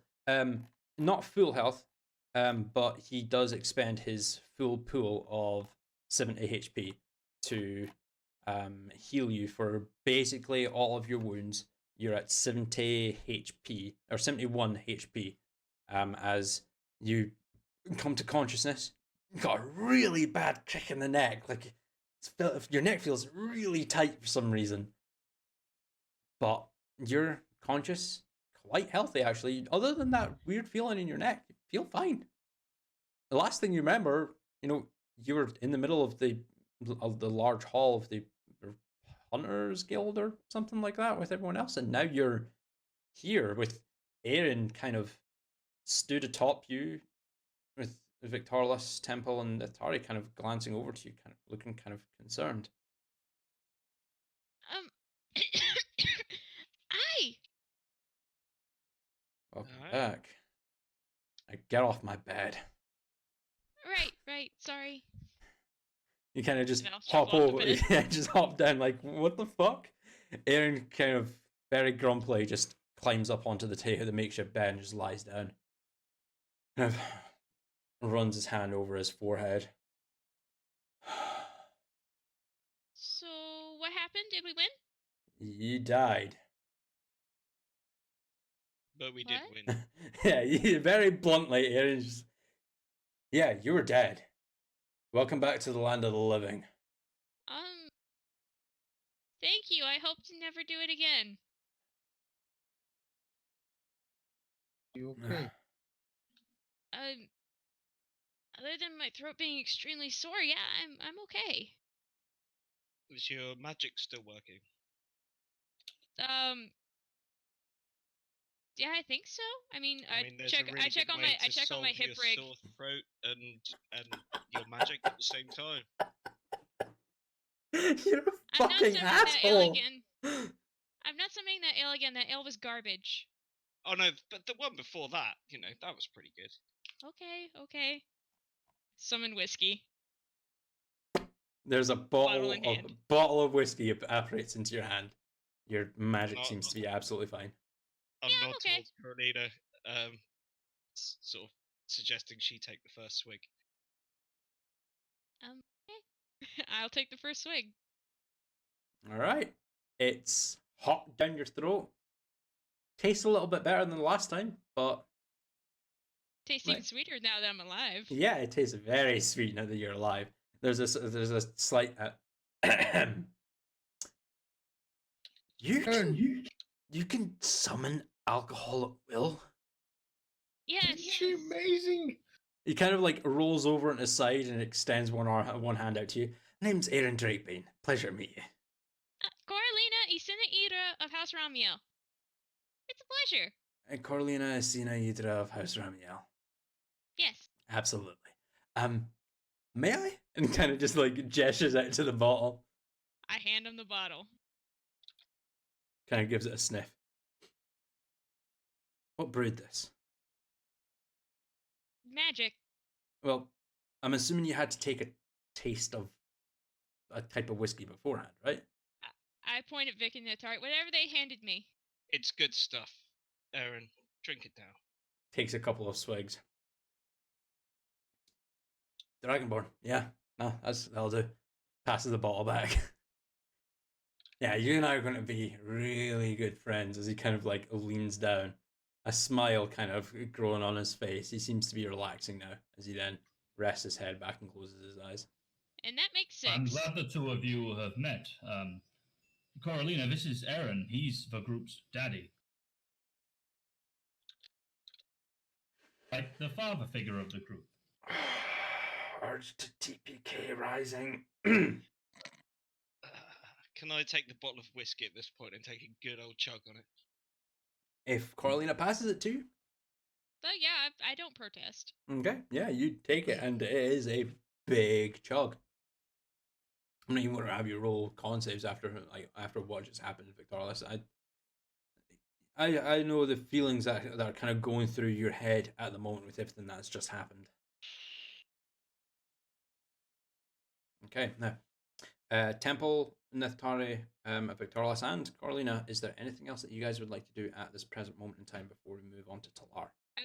The only thing I do is I make sure I look down at my hip rig of, is my book still there? Your book is still there. Ugh. There's a little bit of like a dent into the back cover. It's not like game changing. It's like a little buckle into the back cover. Might be the way you landed on it. But it seems to be like, other than that, same condition it was beforehand. Well, it builds character.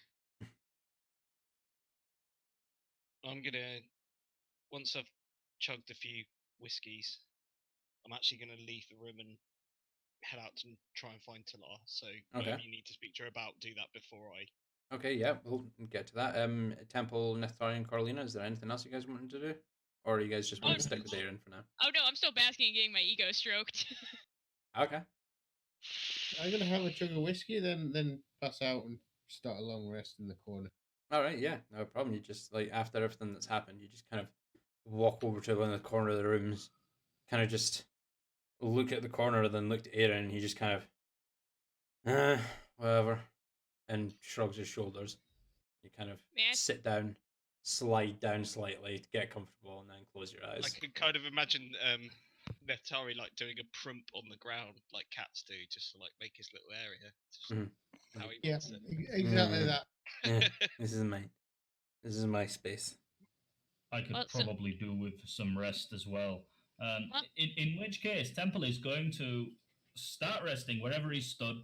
Just remain stood there. It's almost like a power switch is flipped. It's just and Temple's just gone, just inanimate. Still aware of your surroundings. He looks like that when he stood still anyway. But yeah, it's just Temple's gone. Unless something gives me call to wake up. Yeah, of course. Okay. Carolina? I just offer a shrug. Well, somebody has to be awake to watch them. I'm gonna start studying. All right, go. You'll start studying. I would like you to go ahead and roll me 3 intelligence checks. There's one after another. Okay, first one's inbound. Yep. 19. Second one is a 5, and the third one is 6. It's almost like too quiet in here. Yeah, it's a little. It's eerily quiet. Temple doesn't make any noise. Aaron, like, as you kind of glance up to Aaron, and Aaron's actually just kind of staring up to the ceiling. Like, he's still awake. He looks to be in, like, really concentrating on something. And Nethari is, like, after taking a couple of swigs of whiskeys, just managed to pass out in the corner. Oh, he's like that way with alcohol now. Yeah. From my limited experience, he's like that. Yeah. There's the odd, like, from the corner from Nethari as he does snore. But it's, other than that, it's just too unsettling for you to really focus on what you're doing. Plus the fact that, you've just been brought back from the dead. That's a bit of a harrowing experience. I'm having a hard time focusing. Yeah. Okay, so Talar, after you've kind of wrenched your wrist away out of Aaron's grip and walked away, after basically having your ass chewed out by him, you managed to find like a secluded area that's kind of dark, and people kind of see the look of anger and how upset you are on your face, and kind of just give you a wide berth. You sit down, your curiosity gets the better of you as you take a look at your holy symbol, and in between the two eyes, and it actually snakes its way and manages to pass between all the stars, so it's it doesn't seem to be too bad, but there is quite evidently a fracture that snakes its way through your holy symbol.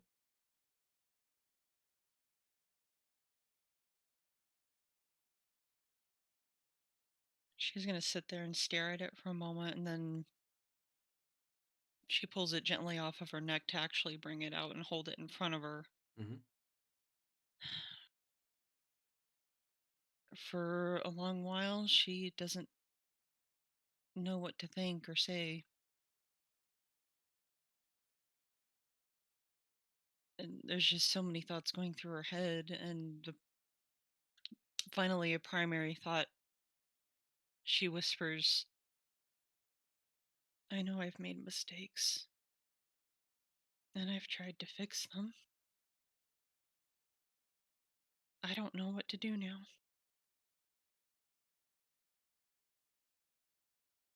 I don't know where to turn.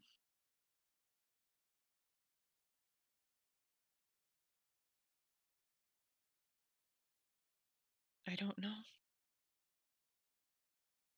She just clasps the symbol in her hand. Go ahead and roll me a D100, please. And actually, roll me it at disadvantage, please. And there is a reason for that.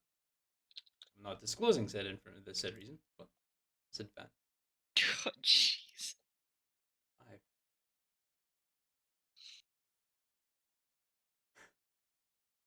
Okay.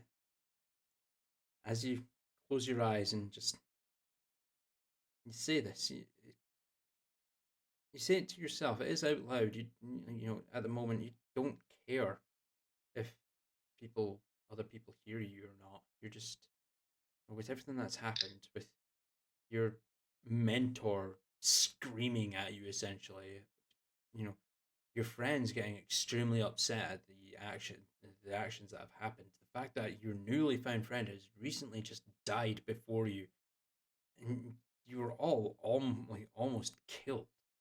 It's weighing heavily on your conscience. And as you open your eyes after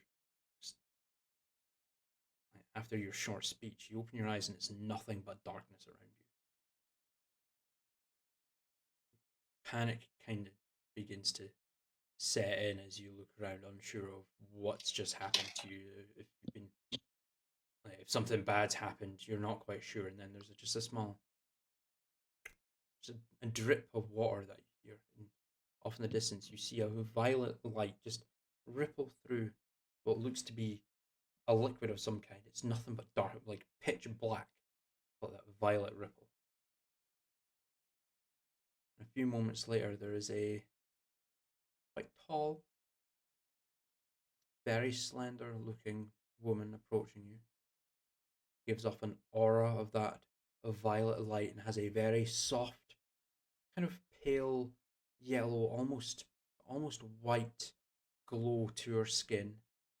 She has long, flowing white robes that kind of trail behind her and just almost like they don't touch the liquid, but kind of float behind her.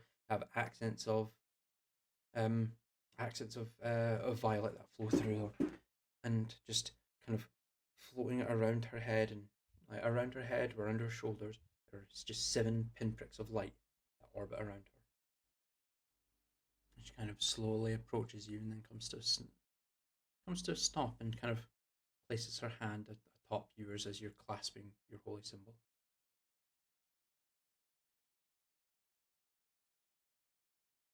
Your words are enough, Pilar. You have been faithful for a very, very long time. And your faith has faltered. I just need you to remember one thing. We are not devoid to the fight. We fight when we need to. Defend yourself, defend your allies, of course. But you mustn't forget, we are all of knowledge and life. You cannot forego your duty to preserve life over taking it. You chose to fight, to try and take life, regardless of what that life was. Demonic, human, you chose to take, or at least attempt to take that life. And she kind of, with her left hand or free hand, she kind of just waves it off to the side, and there's that visage there of you just before Coralina's unconscious form, temple just next to you, shield raised, longsword back. It's a frozen image, and that image is of you letting loose the guiding bolt that actually went veering off and hit Neftari. In that moment, you chose to try and take a life instead of saving one.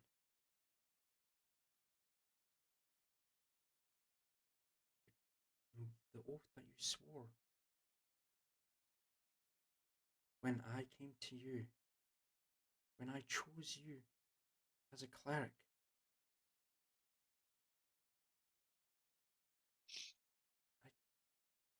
I questioned your faith. I no longer do. All I ask of you is to remember your vows. Remember my tenets, what I strive for in your material plane. Quest for knowledge and to preserve life wherever you can. And you will keep my faith.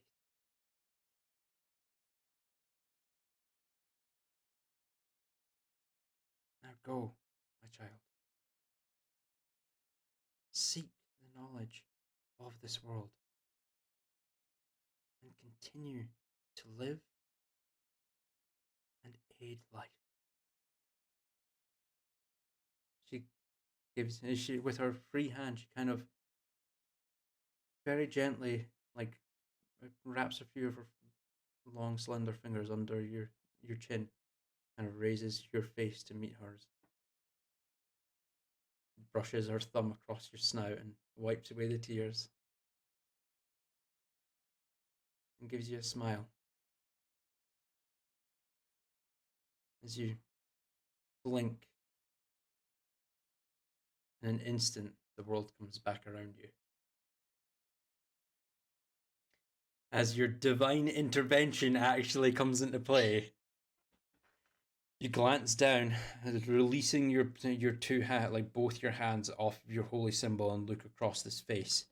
And the fracture you physically see as a violet spark kind of runs from the bottom through the spiderweb crack to the top, and it reseals as you retain the faith of your goddess.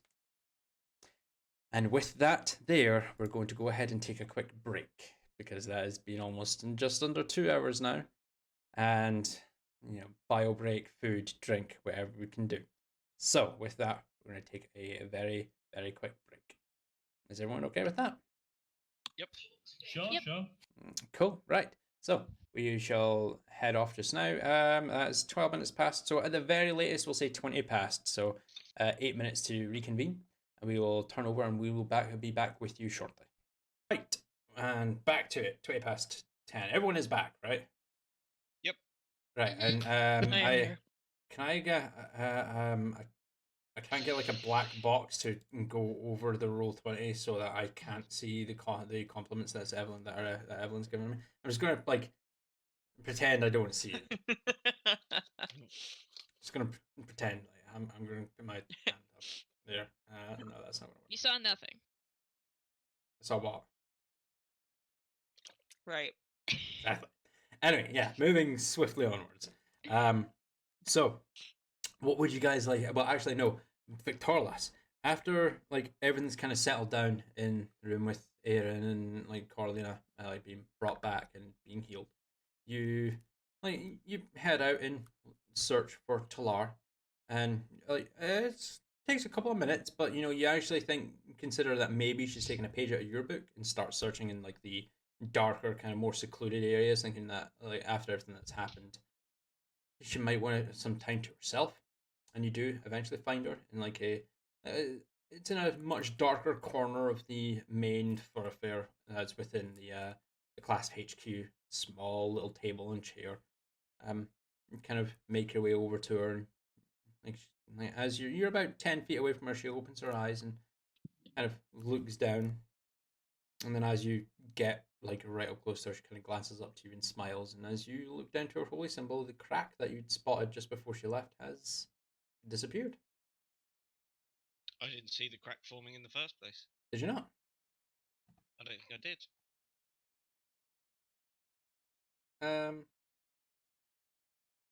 No, you didn't. Yeah, you rolled. Yeah, you rolled two. You rolled too low. Yeah. So, yeah, never mind. Retract that statement. Would he be able to see the tiny purple glow that? No, it's like it was too small, and when it was over too quickly to notice that the spark that repaired your holy symbol. I'm gonna slowly approach and gently pull up a chair, pull my hood down. Don't worry about that guy. He's an arsehole and he always will be. But he means well. She kind of half glances over to him and then looks back down at her symbol. Her thumb's kind of rubbing over a couple of the stars on it. I made some bad decisions, and I'm sorry. It could have cost her life. We've all made bad decisions. She made bad decisions and it cost my life.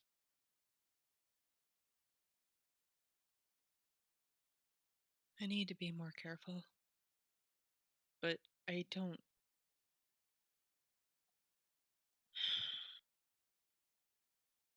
I'm worried I've lost everyone's trust. And to be honest, I wouldn't blame them. This is not a journey that any of us set out upon, and it's certainly not gone, for me anyway, that I thought it would be. I thought I'd be a different person from where I sit now. I thought I was a good person, but at times I've proved maybe I'm not. And maybe I'm too focused on my goal to consider others. And I don't even believe in all that religious shit. This is about me making sure that my dad doesn't fuck up anything more than he's already done. And I don't even know if this world is real and I'm going to wake up in my bed one day and find this is all a dream. We all make mistakes. We're all learning as we go. She kind of glances over to him as he's talking, and I nearly lost the favor of my goddess. But I think she may be giving me a second chance, and I don't intend to let her or any of you down again. The way we get through this is by stopping what's ever coming. And then at that moment, I'm going to realise and pull up my shirt, and I'm going to check my tattoo, my marking on my arm. Yeah, you roll up the sleeve. What started on like your forearm and then it grew up to basically it started like close to your wrist and like just a portion of your forearm. The last time you checked, it actually expanded with like ADOS hatching and developing, and it covered most of your forearm. And as you kind of take a quick look, you roll up, and you manage to roll up just past your elbow, and you can see that the mark is now glowing very faintly, and the mark is now it's starting to expand up to your bicep, but it's glowing very faintly at the moment. And you can assume that it might be just the distance away, or it could be something bad. The fact that it's glowing is a good thing. You know that much, but you've not really had much experience with your shadow mark. No. Can I check now, like, kind of on my shoulder? Can I pull my kind of tunic and armor to the side and see if it's spread? Yeah, you pull over. It's not actually grown over to your shoulder as you kind of like pull your like the leathers and the like the cloth of your clothing away. You can see down that it's basically like if you think of a t-shirt, it's basically managed to expand up to just beyond the like the rim of the sleeve, so about halfway up your bicep. probably give it a couple of weeks, and it may end up covering your all the way up to your shoulder and cover your entire right arm. And turn to Talar. Looks like we all have a burden to carry of sorts. Indeed, it does. I would assume the fact that it's gotten larger is a good thing. Let's hope so. Because I don't know what this is. And I don't know why this cloak is another version of me.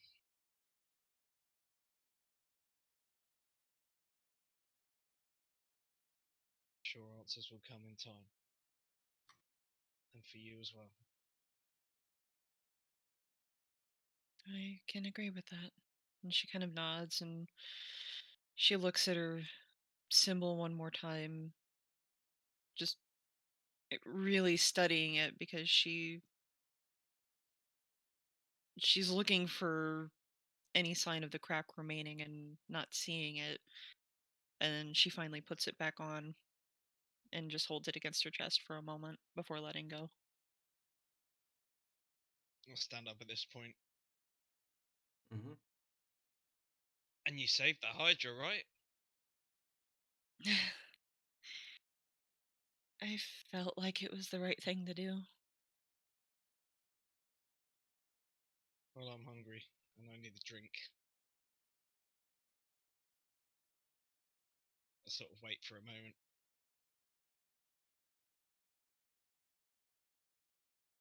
And if she doesn't move, then I'm just going to put my hood up and walk away and go and get some food. Are you going with Talar for some food? She'll watch as he stands up, and the thought of food kind of sounds good, and she'll stand up and follow with. All right. I think food, after all of that, might be good. And then sleep. I hope. Okay. Sleep, I guess. Yeah. So, you guys both stand up. You head your way back to towards the room with Aaron and the rest of your companions. Stopping just short as you come to the bar. Flag down the barman and see about getting something to eat. Yeah, what's on the menu? Anything you're going to eat, Talar?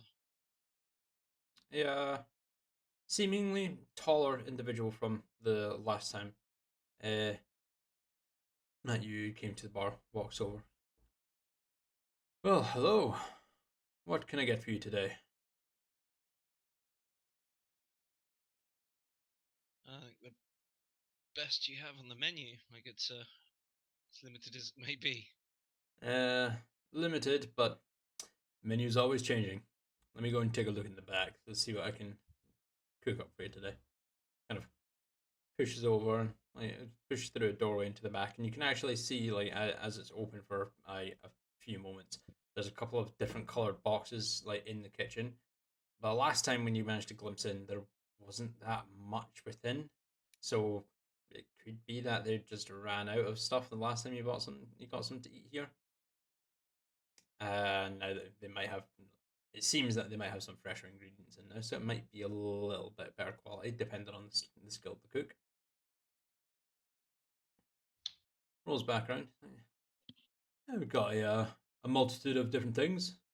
Maybe some chicken, pheasant, steak. I mean, name it, we probably have it. Do you have any fish? I believe so. 2 seconds. Pops down to the back. She kind of tilts her head as she asks that because for some reason, fish sounds good right now. Barman comes back. We do, actually. We've got some Osmet trout, if you would like to try some fish for tonight. I would like to. That sounds good. and Alright. ale, or whatever you have, and you're calling ale these days. An ale. I mean, I do have a freshly tapped barrel if you'd like to give it a try before you. I mean, it's not like you're buying it. I mean, it's fine. Whatever you've got. Alright. And one for you as well, miss? Actually, I'd prefer some water. Boring one, eh? He kind of just gives you a nod, Victorious, before he leans down. And hear a squeak of a tap being opened. Kind of doesn't stand back up, but you just see an arm kind of reach over and pop down a tankard on the bar before he gets up and walks into the back. A few moments later, he comes out with a large glass of water and sets it down before you. And just hold tight for a little while. I'll go and get that cooked up for you and make it nice for you. And I'll bring it out for you. You can stay here if you want, or grab one of the seats. I know what you look like, so I've got a photographic memory. Heads back into the kitchen and disappears. Yeah, I'll grab the nearest table, sit down, Okay. draw back my hood, make myself comfortable, chug on my ale or whatever it is. It is an ale, and it actually tastes a lot better than the piss water you drank last time. I'm gonna have to keep some of this. Tomorrow I'll sit down at the same table opposite of Vic. I'm going to pour some of this ale into one of the cups that I bought. Yep. And just keep it to the side. Yep. Cool. It's about half an hour goes by before the barman kind of like steps out the kitchen. Kind of you kind of look over and just glance at him before looking away, trying to like testing to see if he is genuine in his words. Kind of glances around and then spots you, nods, walks over with 2 large plates, sets them down before you. Smells absolutely delicious. The fish itself, it's a very vibrant shade of like a almost salmon pink. There's steam wafting off it. There's boiled potatoes, carrots, peas, lots of veg on the side. And as he puts it down, he sets down a small dish of some kind of sauce, and as you look into it, it is a bright red sauce with little flecks going through it. I would recommend adding a little spice to it, if you will. Personally, it's my recommendation. But there you are, some Osmit trout. I do hope you enjoy. Kind of gives you a curt nod before turning and walking away, heading back behind the bar. I look down at the food and go, this reminds me of home. And I'm going to take some of the sauce and I'll pour half of it onto my plate. And I'll dig in. Happy to have some fish and fresh vegetables for once. So are you doing the same, or? She's going to pick up the little dish of sauce and kind of smell it and decide it's not quite what she wants, but she's going to set it back down. It's a very, when you smell it, it doesn't smell spicy. It smells very sweet.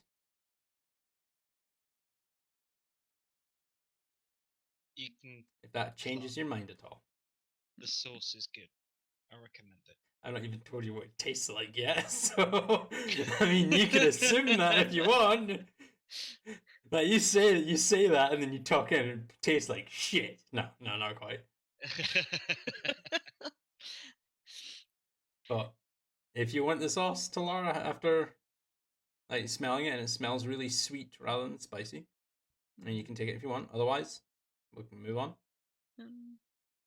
I think she's gonna kind of hesitate for a moment, and then thinking about it, sweet with fish, not quite. Okay. And she's gonna set it down, and then she'll take a bite of the fish. The fish, actually, like for you to it tastes really nice. Cooked almost to perfection. A little dry in some places. But it's better than some of the gruel that you've ate in recent times. The vegetables all taste like nice and fresh and boiled. And Victorlas, the same goes for you, except the sauce makes the fish taste a little bit more sweeter, and it does get a bit of spice to it. It's essentially the equivalent of a sweet chili sauce that is run over the trout. That's good. And it does complement the fish really well. I thought it might be like a healing sauce, so I thought I'd eat it. No. Oh, red, that means healing, right? No. Absolutely not. Right, so you enjoy the your evening meal, and what else would you like to do? Or are you just now going to retire for the evening? I was gonna say at some point throughout the meal. So that symbol around your neck, you've been concentrating on it all this time. What Aaron said. What does it actually mean?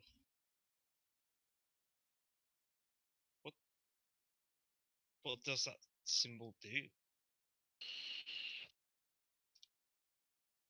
It's not only the symbol of my goddess, but it helps to concentrate my power, her power.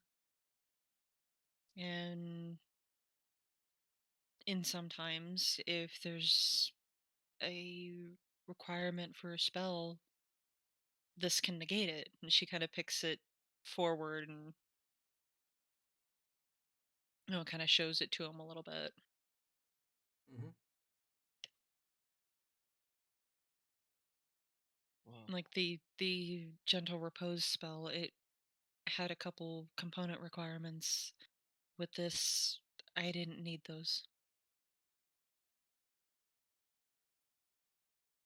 Okay, well,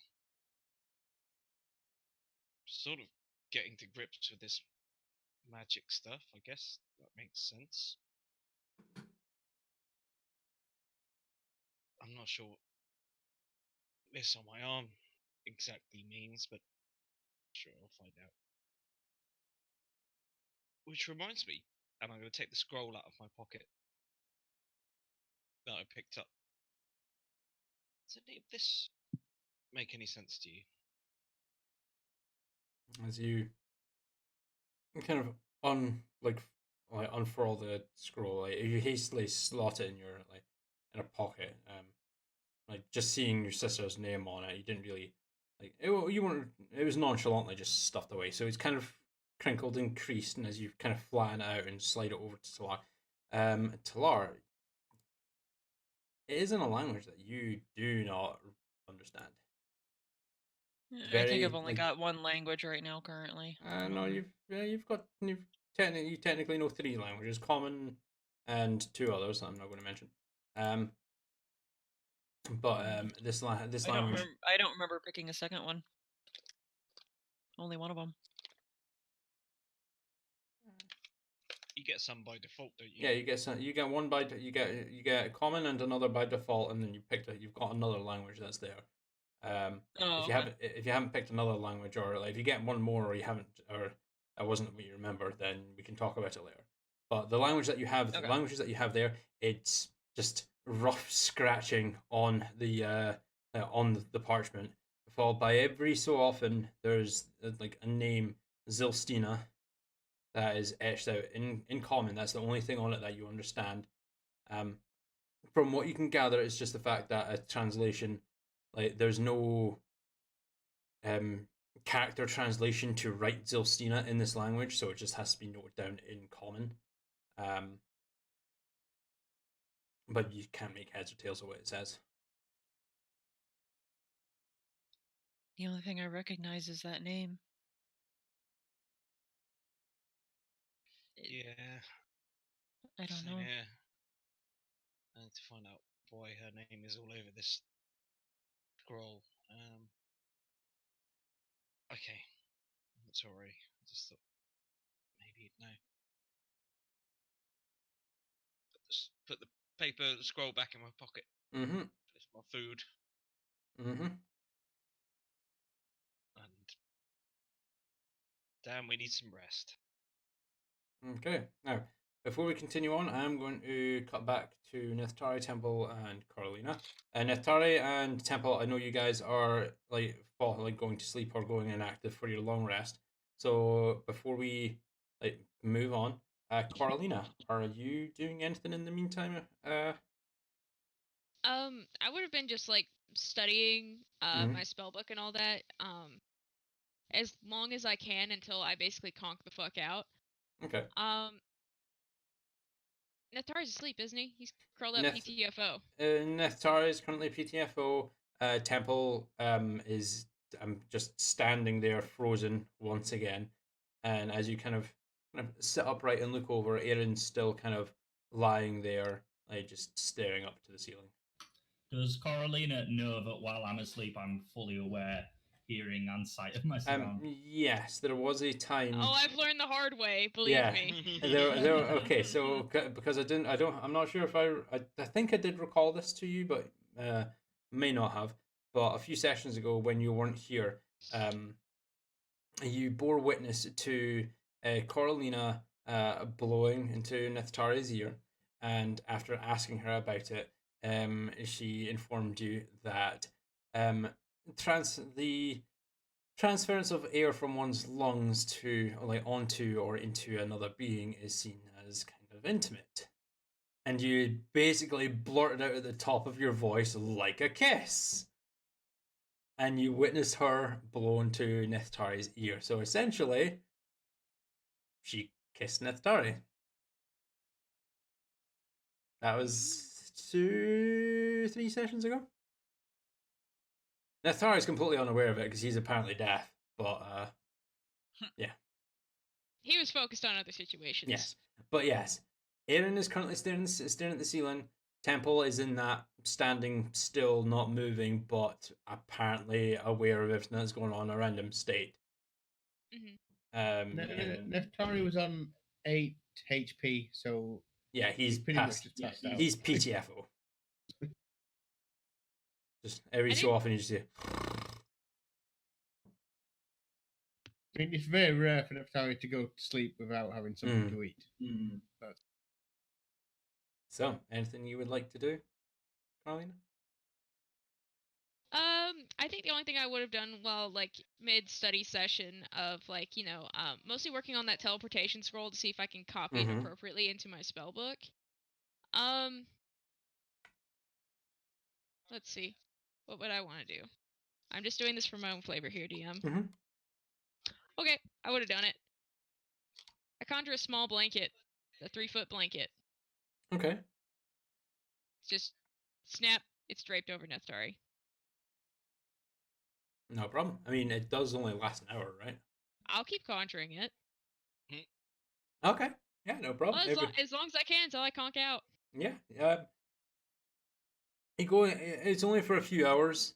You keep conjuring it. There's this not very bright, but there's a kind of dulled out flash of light every hour when it disappears, and as you kind of glance up, it's just another one just is conjured and draped over the top of him, and you hope it's keeping him warm in the time that you're doing this, and then after a few hours, the fatigue of everything that had happened and knowledge that you were just dead kind of overwhelms, and you slowly. I would have had a place on the floor, sitting there with my spell book. I would have probably passed out with the spell book still open in front of me. Yeah, you kind of just and kind of lean back, rest your head on the wall a little bit, just getting kind of tired, and then just head lolls forward, close your eyes, and fall asleep with your spellbook just wide open as you're mid copying the teleportation circle spell into your spellbook. And with that, Victorlas and Talar, are you guys have you guys returned to the room, or are you guys doing anything else? You're going somewhere else? No, I'm gonna find a place to meditate. So. Okay. And Talar, what about yourself?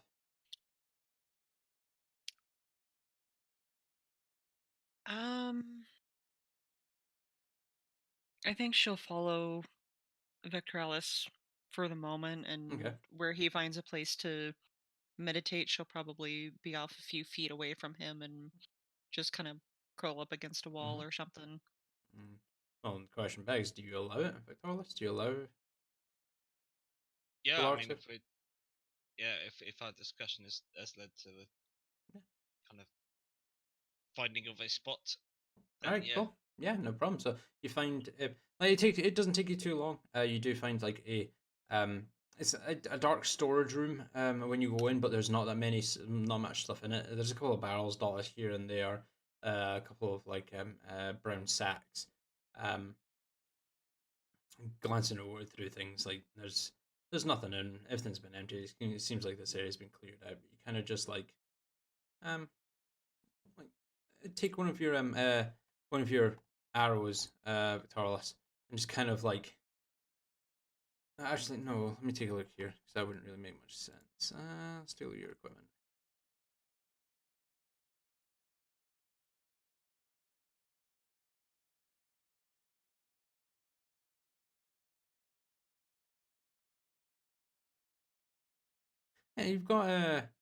Yeah, you've got a wooden stake. You've got wooden stakes in your inventory. So basically, what you do is this will make a lot more sense. You kind of like close the door. Wait until Talar has kind of settled down, looks comfortable since she doesn't really have, she can't really see that well in the dark. Once she's settled, you kind of close the door firmly shut and wedge one of the stakes in at the bottom so that it can't be opened. The door opens in towards you, so you wedge it shut so that no one can just barge in and interrupt you. You set up and get set up in your meditative stance, and after a few moments, like as you're trying, like slowly starting to settle down, you can just hear the soft, gentle breathing of Talar. She's fallen asleep. Once she's asleep, I'm gonna go up top level. I'm gonna, because I only need 4 hours. I'm gonna head up top, and I'm gonna find the highest roof that I can find that has a suitable, comfy position for me to meditate on, and I'm gonna just meditate among the stars with my All right. Go ahead and roll me an acrobatics check.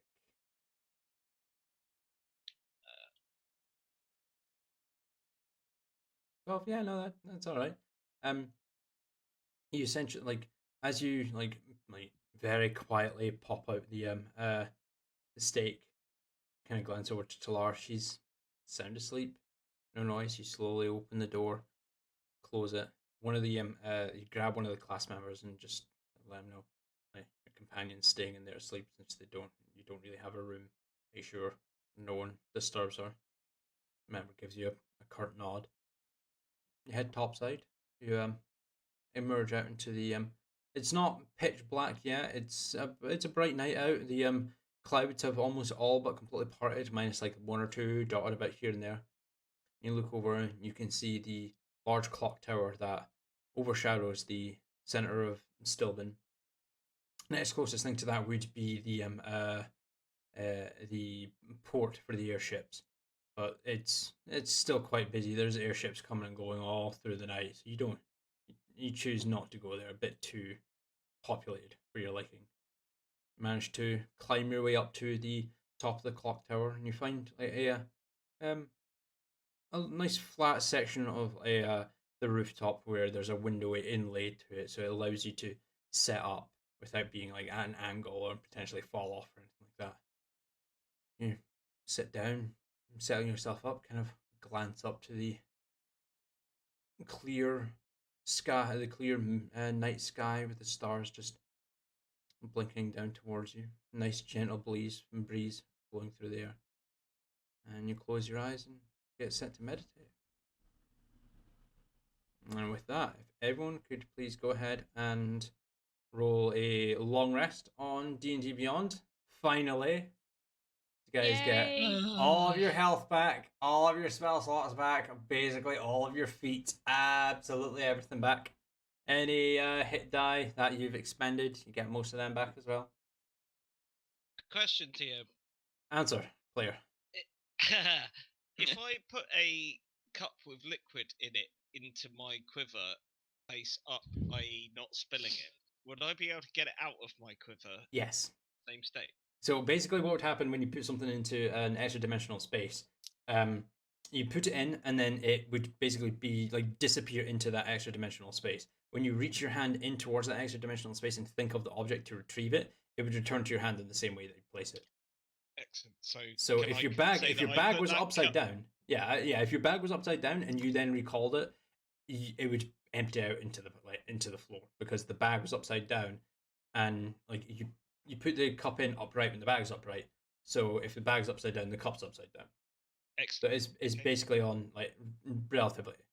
So, but yeah, you could like if the bag's upright, you can put the cup in upright and then just let it go, and it'll sink into the quiver. Sorry, and you could have a small cup of nice tasting actual ale that isn't piss water in your quiver for definitely not to have the conjuration wizard taste so that she can conjure more ale on a future basis. Definitely not that. No. Okay, I'm meditating. All right, cool. And with the long rest gone over, I think we're going to call it there for the evening.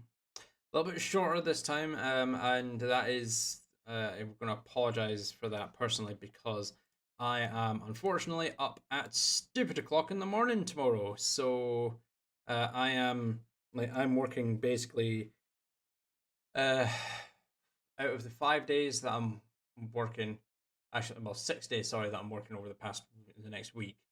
5 of them are open shifts, so I'm up at either 5 o'clock in the morning or 6 o'clock in the morning, depending on whether it's weekday or weekend. Minus Wednesday, where I'm working at 11, and that's it. The rest of it's just opens. So I unfortunately need to head off to get my beauty sleep. Yeah, that ain't going to happen. I don't sleep anyway. However, before we come to an end and shut everything off, I'd like everyone to go ahead and level up to 12th level. Yay! Whoa! Yeah, Whoa! you guys are I actually don't even leveling remember up. the last time that happened. I forgot how to do this. Click on your character's name, hit manage level, and then follow the instructions from there. Just click level up to 12th. Roll your hit die. Add the number, not the total. So cleric, you're a D8, I think. Can't remember. 1d8 then? I roll 1d8, I think. Let me double check. Hit dice 12d8. Yeah, so roll a d8. So Evelyn, what you would do in your case is when you go to manage levels and then click on manage HP, you can re-roll that, Diana. I don't accept ones. You can re-roll that. Okay. But when you click on manage HP, Evelyn, the rolled HP, you increase that by 9. Yeah, that's it. You don't add your Constitution modifier. It'll add that automatically. Ooh, so okay. So mine, when I went up to 12, it bumped up to 71, and now I can add 7 onto that? Yeah, add 7 to that, and it'll automatically add your Constitution modifier to that bonus. So you just add the 7. David, you'll only be adding 3, unfortunately, plus your modifier. Victoria and Coralina, you guys just roll as and whenever you guys. I trust you guys to manage to roll. I got a 6. You got a 6 out of 6. Nice, because squishy wizard. Squish wizard. So I put the 7 in the where it's HP modifier. Yes, no. So what you'll do is you'll at the top you'll have rolled HP on the left hand box. It's like it should be a text box and it should have a number in there.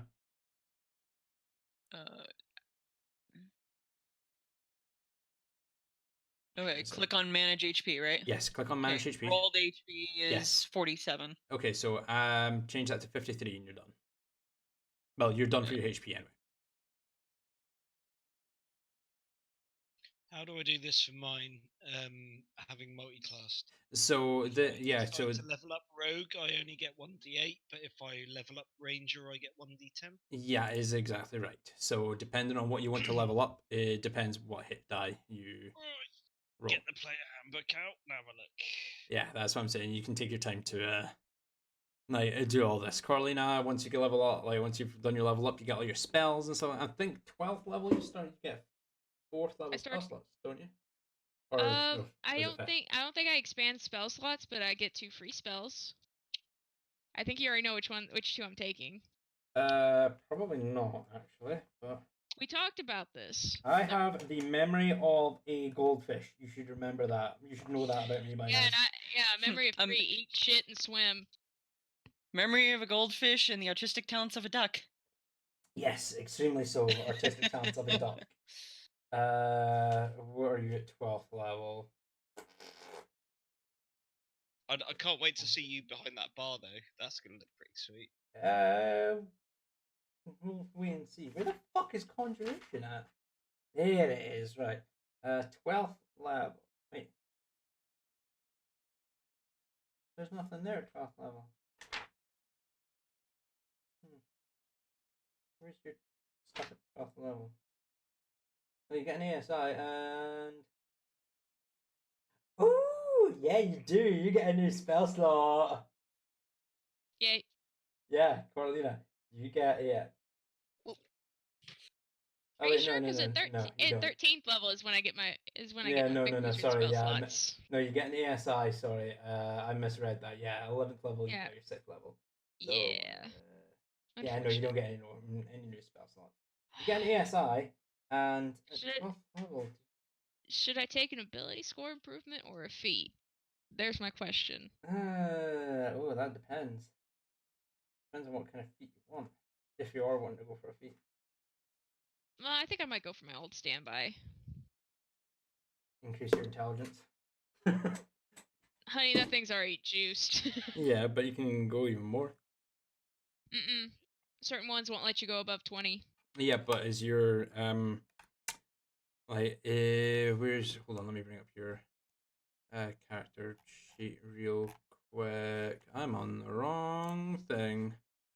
But God, getting semi-lewd pictures of the fucking big-titted tiefling that you were wanting to potentially take if you were dead. Either big titty fire genasi or big titty. Oh yeah, fire genasi, not tiefling. Either or, we're gonna list those. Discord. There we go. I need to bring up your character sheet, but it's here on Thingamabob. Alright, anyway, well, enough of that. While that's loading up, we are going to bid everyone a very, very good evening. We hope you have all enjoyed. If you do like what you see, make sure to, follow the page, check us out on YouTube. Subscriptions are always appreciated, never mandatory, of course. And once again, to flog the the merch, including this awesome mug that I've been drinking my tea out of today. Check out the link below in the Teespring. Everything, all profits from the Teespring and everything like that just goes to further improve. Yeah, for every hoodie you buy, we save the life of a tiefling. For every hoodie you don't buy, we kill one. But don't think. I've been killing gnomes. Shit, is it tieflings? Sorry. Yep. It's okay. It was October. They were in little costumes. Okay. Right. Well. Anyway. I hope you all enjoy the rest of your evening. I hope you guys have enjoyed this session. That goes to you guys, my players, as well. And this is unfortunately where we leave you. So I hope you all have a good evening. And we will catch you in the next session, adventurers. Farewell.